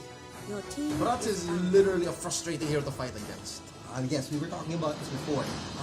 Very interestingly though, I think that on the side of iCandy, we were able to beef up the defense around it, bringing in these two fighter types. And I think this is where they're coming in. They're really building the core around Hanabi right here. And on the other side, this Faramis pick. What are your thoughts? I can't read it so well. I'm not very familiar with... Faramis has been like... Faramis in season, like, maybe 6 months ago. Faramis 6 months ago has been the same situation as Fanny today. Na parang kuro-kuro, alam mo yun, nagbulong-bulong, like in the ML underground. Balita ko mula si Faramis. Parang ganon. But this time, I don't know where they're going with this because they seem to just be making it a big problem for the ladies of iCandy to just even stop them. Kasi tinan mo, man, merong Barats, merong Faramis, and meron pang Rafaela. So, they're starting to make this a full team fight lineup. Dagdagan mo pa ng Luoyi. Luoyi has kind of fallen off, to be honest. But, mo ang gustong 5v5. Always, 5v5 always ang gusto dito ng .exe. Okay. I think this is what's gonna be, but I just got word. It looks like we're going to have to pause this for a bit and remake the match because, of course, iCandy wasn't able to make that first ban. Okay, legit, wala yung first ban. They missed out on that. They really missed out on that one. So we're gonna shift things forward a bit, let them have this one, and if anything, this just gives us a glimpse of what exactly they have in their hero pool. This could change maybe 2 or 3 picks based on that ban. Possibly. May magbago. Oo. Pero, this shows yung .exe sa totoo lang, sobrang nababaliw ako sa pick ng .exe. They picked like 2 off-meta heroes, 3 even, with the Luo Yi. I don't know. They picked the Luo Yi, the Rafaela, the Faramis. It's like, kayang-kaya namin yan. We have the Barats. We have the new Lapu-Lapu. Yung Lapu-Lapu sa totoo lang even is very off-meta. Like, a rework does not confirm anything. A rework does not guarantee anything. Sure, he's a little bit better. Siyempre, a rework aims to make a hero better. Right. But it's still very up in the air. Compared to how possibly Eye Candy is drafting, no? Compared to how Eye Candy is drafting, sila masigurado sila eh. They're playing heroes that they know, for sure. I see. I'm really wondering how this is going to turn out. Now that they know what's in each other's hero pool, you think this would shift the game over to one side? Because they already know that, okay, they can totally pick this hero, they can totally pick that hero. Personally speaking, I think it shouldn't. Lalaro pa rin sila eh. Again, the draft is just half of any game played. So it still comes down to the execution. And this draft will change pa nga eh. Kasi nga nawala na isang ban ang Eye Candy. So that could change a lot. I mean, for sure they won't ban the Faramis. Baka yung Barats nga yung binabatay nila. Nakalusot daw. I think that might be it. Of these 5 heroes, it's the Barats that might really be the problem. I'm now interested. What do you think about the Lolita reveal? Now, actually, Lolita player pala siya. That's so odd. Really, you pick up Lolita whenever there's a lot of projectiles on the other team or when their mobility is so low that you can confirm a Numenon Blast. Yun ang kadalasan eh, kung bakit ka pumipili ng Lolita. But here, this time, I think this is all moot and academic. I think we're at the point wherein parang, ay, pangit, nasira yung draft eh. Sa totoo lang, sira yung draft because there's no button ban. Yes. So, it's not much. Doesn't mean much to me. Okay. Yeah. So let's move on. I think they've just moved. Should not show up again. I'm just saying, should not show up again unless .exe gives them a reason to pick Lolita. Okay. So it's not a real fake out. It's not a fake out. Psycho lang yan. Actually, Feeling ko pang psycho lang yan. Okay. So let's see how things develop from there. And now that we actually have a glimpse into what both heroes are, we already have a glimpse into what both heroes are in both pools. Yes. What they could develop into. In as much as you did say that it's all moot. Hindi naman nag-matter so much. Sayang nga eh. Gusto ko makita yung Triple H Gaming eh. Si Hello Honey Hanabi. Feeling ko makalusot naman yun. Feeling ko. Because I think .exe parang para sa kanila okay na eh. We'll just deal with the Hanabi. There's so many ways to deal with the Hanabi. I'm sure that they're not listening to this because they're focused on gaming, right? Right. But there's so many ways to stop a Hanabi. You have a Kaja, you have a Franco, so totoo lang. So you really could answer a Hanabi so many different ways. But that aside, I doubt that we'll see as crazy a draft from .exe anymore. I was hoping, when the Fanny came out, I thought that was already crazy. But then if you pick a Faramis, Rafaela, Lapu-Lapu, Loyi, wala silang traditional core eh. Nung tinignan ko yung lineup, wala eh. or super crazy, they are just that confident. You saw how they steamrolled last game. Could be like a wombo combo. Again, they want to go 5v5 all the time. That's what the lineup is. Level 2, you have no idea how much damage. People have ideas. But Luo Yi does so much damage. Lagyan mo flame shot. I see. Barats has some good CC. He has, wala pa siya ng displacement niya na ulti. He can kind of like force people into weird corners with his second skill. But it's still very good. I think they're onto something. Yung Faramis na talagang question mark. But I feeling ko the Faramis was a mistake already. Parang feeling nila na at any point in time, they knew that since the first pick wasn't coming in, they knew that everything was just moot, and therefore they just really threw out whichever picks that they wanted. Yeah, I don't know how much of that is true. So we can only speculate. So sa totoo lang, we can only speculate. It's like yung mga what ifs, yung mga totga, alam mo yun? The one that got away, you can only really think about it. Did I hit the chord? Parang nag-flashback ka dun, Persia, parang totga. Grabe naman. I don't think it's like that at all. Pero on the other side, I really wanted to see a Barats play in the game. And the only way that's gonna happen is if it doesn't get banned. Hindi, wala sa totoo lang. That one ban by Candy should have been the Barats. I feel like it should have been the Barats. Should have been the Barats. Sayang no? Sana, if that was only possible.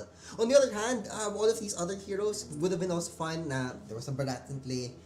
I've seen, one of some of the crazy things I've seen, and they've already pulled out the Fanny anyway, and I've seen, pero sa pubs lang to nangyayari, yung mga Rafaela core. What? Oh, get God. out of here. No, this is the WIC Open, alright? Respect. Put respect on it. Let's get into the draft. Now, for sure, Helker na una. And then I think, they're not playing their cards out so soon. Helker, tapos, best believe Barats yan. Hindi nila kailangang ilusot yan. Okay? So, Ruby here, nag-iba na konti already, you see. That exit. Maybe because they knew that they shouldn't do, maybe they know something. Just like how they banned out the Hanabi earlier on. This is what even happened. They saw the Ruby on the other side. They don't want to fight a Ruby. Yeah. Let's remove it out of their Don't give pool. it to Maureen. Feeling ko si Maureen yan. The off lane, the EXP lane, Alice. No, Ruby, yeah. Ooh, Roger Bond. Yeah, take it away from Nozawa. Nozawa seems to be their core player, so take it away. Anything in the hands of Misawa actually.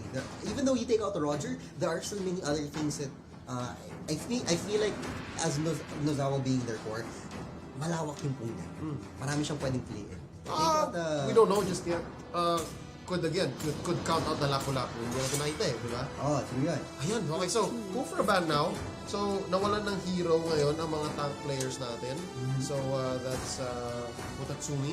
Does not have a hero just yet. Montal Bay, I think the tank from earlier also does not have a hero yet. Oh, Lulus yung Barats. Okay, so they made their bed. They have to lay on it now. That's Oy! Anong klase flex to? What is this? What is this Cyclops? What is? I don't know. I have no idea why the Cyclops is being picked so early. Again, I think a part of me says that they're flexing. They're like showing us a crazy draft na even their opponents could not read. But now they just gave up the Barat again. No, I think that the Barats is now out of the question. Nice side laners though for Eye Candy. Like it. The Tams and the Gatot. Ang maganda dito, Gatot, he can engage, right? He can go for the taunt. Right. And then, if the Hanabi gets in trouble, Avatar Guardian to the backline. Yes. Their backline to protect her. Mamba out. Double. Basically, it counts as a triple purify. Or double purify. Technically triple. Yes, She has her shields. You have to purify. And then, Watatsumi can save you. So talagang they're really building again, going back to the they really are building their core around this Hanabi place. For Protect 1 to. Hello Hanabi. Shortcut lang kasi ang haba masyado ng Hello Hanabi. So Hello Hani na lang. Hani na lang. We'll see. I hope it works out. I hope these puns mean something. Excellent choice of Uranus right here. With these two, with the Hanabi and the Tams in play, just really wise right now to pick up Ooh, Uranus. respect ban. Put some respect on it. Banning out the Lunox of Wicked, I believe. Yeah, see Wicked. Now, Granger is interesting because I've seen that not a lot of people have been using Granger in the. He has been nerfed, except now na-adjust na ulit siya. Yes, He's a little better now. Another fan. I think they're just picking out the Fanny for the Nozawa. Or is this... Yeah, walang hero sinusawa eh. Oh, wala pa. So, mukhang magpa-Fanny ulit sila. And I think there are new players jumping in. Yeah, I think they're fielding their 6-man. Or 7 men. Basta, Or there's a definite change of guard here. New players are coming in, for sure. Jay Swaggy, now coming in for .exe. As well, Jisoo Kim. Congrats on the new single, by the way. Coming out here for .exe. Oh, sorry, for iCandy. So I'm so excited. Again, an injection of new players could definitely be the wrench in the plans of either team. Pero nagugulat pa rin ako dito sa pick ng Cyclops so early. But, Percy, real quick, watch this. We'll talk about our MVP pick when we come back. Guys, panoorin nyo muna to. Hey, by the way, Jimmy, this is Ano nga ba pangalan nito? May nakalimutan ka ba? Let's go! Wala kang nalimutan, ha? May nakalimutan ka ba? Pagbagsak ako nito. Oh no! nakalimutan ka ba? Good memory makes a difference. Memo Plus Gold, pure and natural bakwa pamonyera. Lamang ang brainy good. Mahalagang paalala, ang Memo Plus Gold ay hindi gamot at hindi dapat gamitin panggamot sa anumang uri ng sakit. Basta home and kitchen appliances Tough Mama! Maganda ang araw, masaya ang buhay Cooking and living, simple lang Tough Mama! Ang homebody ko, Tough Mama Appliances Sa kusina at gawaing bahay, maaasahan Magaan ang buhay with Tough Mama Tough Mama! Masaya ang pamilya with Tough Mama Tough Mama! Nobody's tough like Here we go. Game number 2 is at hand. Let's talk about our brainy good draft pick by Memo Plus Gold here for this matchup. Percy, it's that Lolita. Kanina It's the sabi Lolita. natin, kanina sabi natin, ang weird ng Lolita. Lalo na laban dun sa weird 5v5. Parang, I don't know, like some hodgepodge lineup na ginawa ng .exe. But this time it makes sense. You know why? Why? You have the basics coming in from Jepoy on that Cyclops. Because he's one of those weird mages that affect his attack speed. Para siyang Chango. Right. But weirder, because he's like a little one-eyed kid. Right. He's Cyclops. But also, hindi lang yun.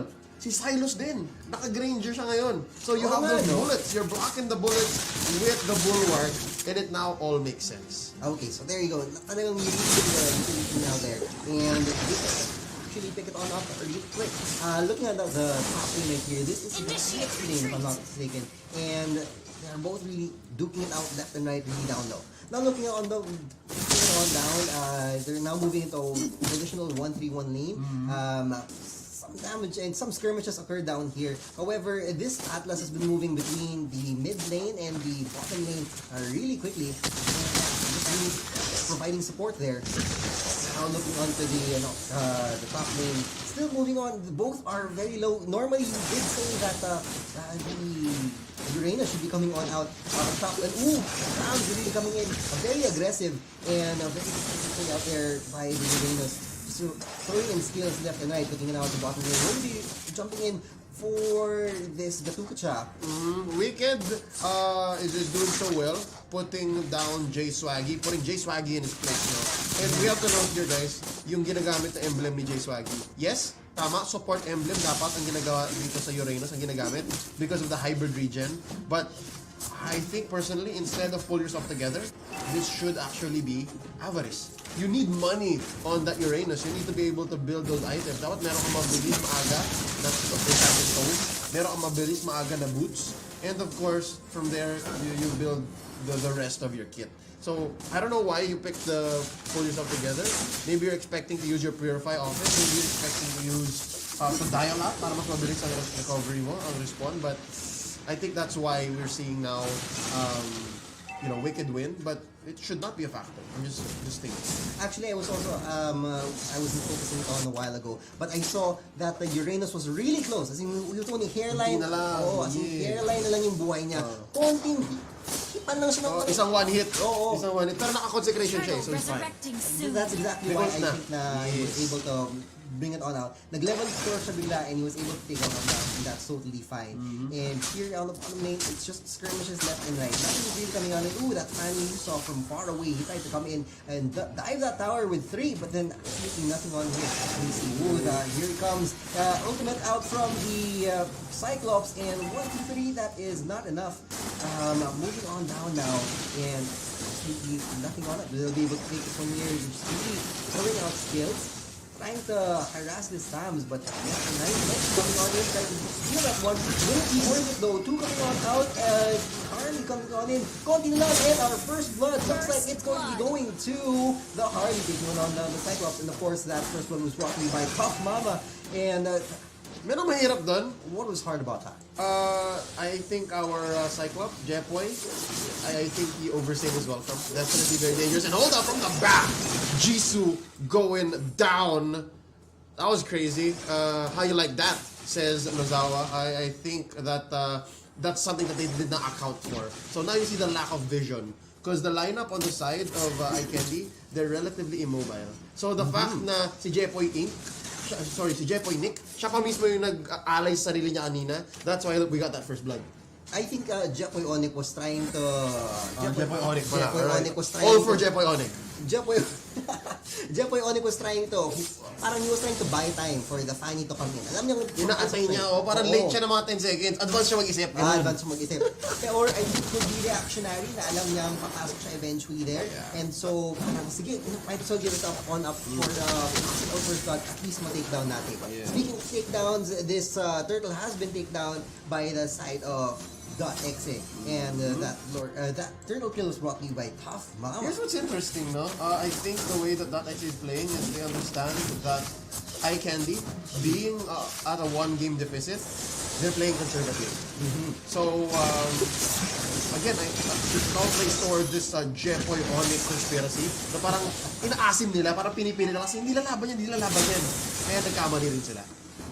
But then And that's why it's a free turn. That's why I go for the free turn. And that's what I'm seeing that, but then that's what I'm just seeing. That's not what I'm seeing from the stance here, who is very aggressive. And you can see this back and forth between the Tams and the Uranus. And it looks like that, very aggressive tong Tams, but then he needs to play conservatively now. Because if not, then well, baka ma-surprise siya out of nowhere because of things that you might not see at this point in time. Oh yes, sure.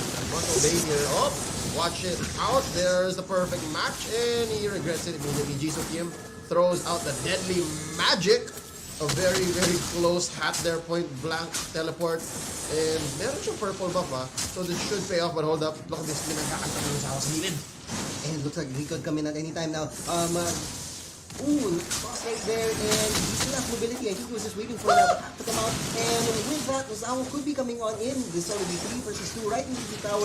They could push this if they do. They do have 2 minions in. However, now it's on 3-on-3. Will they force it on out? It's actually now becoming 4.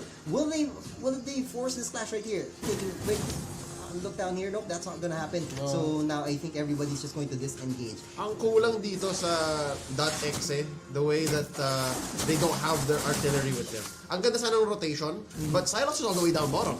That would have been a good engage. Pwedeng mag-asim ng konti si Nozawa at saka si Montalbay, but there's no follow-up. They're all melee heroes. It would have been a wasted effort, and it would have been to their detriment. So now they're just gonna make the better rotation. They have to harass now. This Gotot Katcha. Watatsumi looking for a target. Oh, and they pin down Jisoo Kim. Really? Did you really think you could get away from 4 of us? Absolutely. They were just really waiting for the hat to come out, and the moment it was used, that's when they jumped in. And of course, I think Jisoo Kim was very complacent there. He was thinking that he had time because what they were really after is the Gutucha. But then since Gutucha was just really hugging the tower there, you really didn't need any... Makunat pa rin naman yan. Medyo tank pa rin naman yan. I mean, tank nga naman siya. Oh, well, I think they really classified him as a fighter. Did you know that in the recent patches, man, they changed quite a bit of things. Did you know that Gushon is not a mage anymore? Gushon is just an assassin now. Little trivia, guys. Kung di nyo alam, check nyo si Gushon.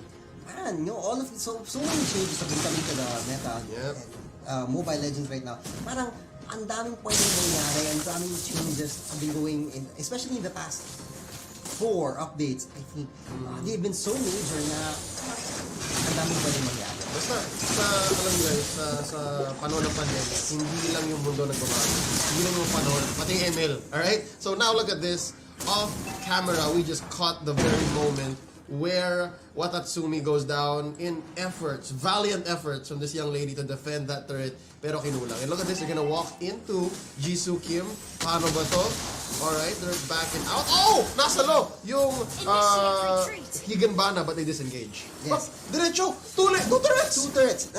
Wow, as in just like that, right after the other, they were able to create space, and the Grange just takes it. And 2 towers down, of course, those towers brought to you by Hawk Movers. Off screen, you weren't able to see that Nozawa was able to take down the Hanabi. Under his tower, no less. And one more, jumping on in. And was it for 3? For 4? Watatsumi! Oh, Avatar of Guardian! Dun mismo, okay, nice! Use the passive to gain some health back. And Jisoo Kim here with the artillery. Oh, wow. But Montalbay just walks it off. Yeah. Absolutely walks it off. And even then, he could have revived right there. He had the resurrection ready in the waiting. However, this one looks pretty tight. Beautiful will be able to run out there. And Jeffoy Onic taking him on down. Absolutely no escape for them. So far, Jeffoy Onic on that Cyclops, hindi naman siya, it's an odd pick for sure, pero he's making it work. Parang ano siya eh, siya yung Gina G na mage na, sige, ult agad ako, tapos latag na lang lahat. Let's see what happens. And so far, isang beses pa lang siya napapunish para sa ganong klaseng gameplay. And really, the only one person who can punish him on the opponent's side would be Jisoo Kim, right? Right. And now there's another big team fight here, down orange buff. Let's see Jay Swaggy. Oh, here comes Uzawa. I think that was absolutely enough. Even though Hanabi was trying to punish Shirena, it was absolutely not enough. So much damage coming out and so many great hits, but then it's just not working against Shirena. Absolutely, his passive is just taking him on down and doing his role as a but then not the same, it's not just enough. There was 4 down here, all of this damage coming on out, it's being spread across the entire .exe. And that's the only thing that happened. We were not able to push them on up, we were able to force them to disengage, but then instead they're giving up so much space and letting .exe just roam freely in their jungle in exchange for life. Yep. Interesting dito, no? Yung double core setup ng IKD. They are sending Jisoo Kim and Hello Honey to different lanes. And Jay Swaggy here, so oh! Nice off-camera kill by Jepoy Onyx. On to Wicked. No, in fairness, they were 4. Oh yeah, well, to be fair, right. You're right. And everybody else coming on in, absolutely that was bound to happen. And ang sakit na talaga ng danger right there, no? Isipin mo, from the backlines, able to push anybody coming on out. I wouldn't be surprised why Wicked went on down. Another takedown right there, brought in by Hop Mover. Dinaanan lang talaga. And deliver right straight to their doorstep. Knocking already on their door. Eto na kami, papasok namin, and it's a 5-on-5. Looking for a fatal. You can manage it. Jump from there, ultimate coming on out. Now they have to disengage. Pushing them out, they're flickered in, trying to catch somebody out. But no, it's not enough. The Uranus and the Phantoms taking on the damage. Not enough damage coming out from the side of Luzawa, man, he made that bottom lane crime alley. Parang si Batman, lahat ng membro dito ng .exe. Actually, no one, no, they're Martha and Thomas Wayne here. Sila yung last team, right? So Luzawa here, Joe Chill, if you know, you know. Sorry, I'm too geeky right now. It's over, guys, ladies and gentlemen. That wipeout is going to lead to this game win. Nice setup by Team.exe. They just did what they needed to do. They wiped them out the bottom, 1/3 take at a time. Diretso sa base. Ladies and gentlemen, congratulations. That is going to be .exe taking game number 2 and the series 2-0. Congratulations. I think that as much as 3-13, everything moved on forward, I'd like to think that there was still a chance, parang may mga moments na kaya pa nakaya pang turn ni Eye Candy, but then the moment that they just let go of the entire bottom lane, it just really opened up a position for them to end the game right there. Yep. 3-13, 12 minutes in. And if you're gonna ask me who our Brainy Good MVP would be, brought to you guys by Memo Plus Gold, gotta give it up to Jepoy Onyx. I think this is his debut game. He did not play game number 1. Correct me if I'm wrong. I don't remember calling out anyone named Jepoy Onyx. Unless it was J. I think they both, Jepoy Onyx and Jay Swaggy. Yun, bago pasok, di ba? So here's the thing. For debut game, sobrang ganda nito. Again, yung ML na ML niya style ng Cyclops, it plays to the strengths of .exe. And I can really, really appreciate the kind of mage that he is. Given na sobrang squishy ng isang Cyclops, the fact that Jisoo Kim could really smoke you out, di ba? Isang deadly magics lang, that engagement could be as if it was your last, no? But to be honest, dalawang beses lang namatay si Jepoy Onyx, but the way he was playing, he could have really been punished here. But no, still, he enabled so many team fights. Low-key parang nga siya initiator eh. Si Montalbay, kaya wala masyadong deaths yung Atlas na yun, is because he was only playing for bait. He was only hitting the perfect match and the perfect match and the fatal links right when they needed it. Speaking of match, I think that's pretty much game, set, and match. So both teams moving on, both teams actually for both Series 1 and 2, taking it home 2-0. However, it is not yet the end for both Eye Candy and Fly Esports. Yes. Because of course we have double elimination in this series, in this tournament. And we're looking forward to how they'll be able to rise up from the bottom. Yeah. That's always a story in tournaments like this. But then before we move on, of course, to that next match, why don't we look on to what will be coming on to our next schedule for today. So our schedule for the WIC Open 2020 will be on every Monday, Wednesday, and Friday from now all the way up until November 30. So you now have a Monday, Wednesday, Friday habit. Join us every 8-10. And for our next match on Monday, that's right, November 2, if I'm not mistaken. Let me check my calendar real quick. It is. We're starting to forget a little bit of what the days look like kasi pa-holiday na eh. I don't blame you.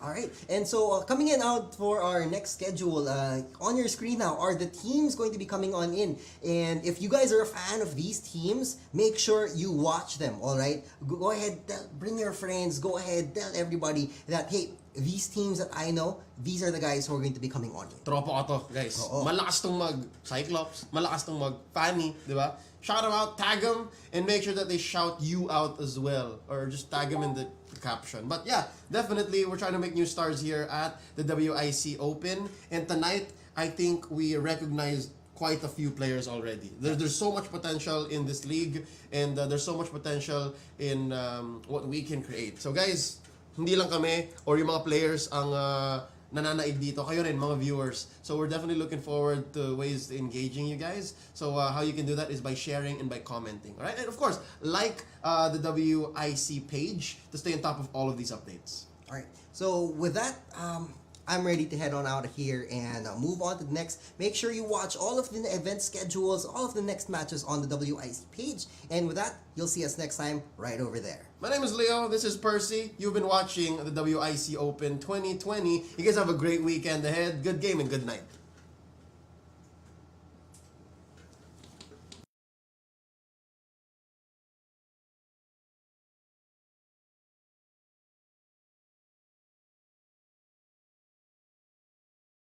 Hey, by the way, Jimmy, this is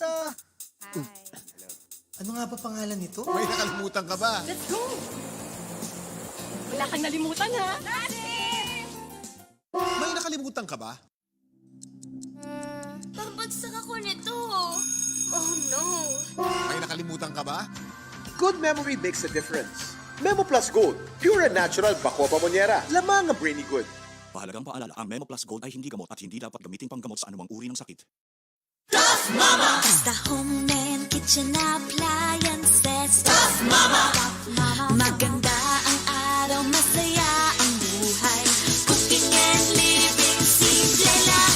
Tough Mama! Ang homebody ko, Tough Mama Appliances. Sa kusina at gawaing bahay, maaasahan.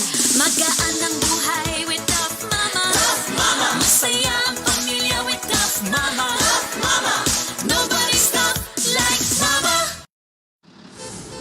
Hop movers, biyahe, delivery, panalo sa Hop Movers, extra kita at savings, sa backloading delivery, asenso ang negosyo, sa Hop Movers, safe ang kargamento, sa Hop Movers. Sa Hop Movers, up to 50% dagdag kita kada biyahe. Up to 30% savings for senders on backloading. Asenso ang negosyo, sa Hop Movers, safe ang kargamento, sa Hop Movers. Hop on sa Hop Movers. Visit hopmovers.com now.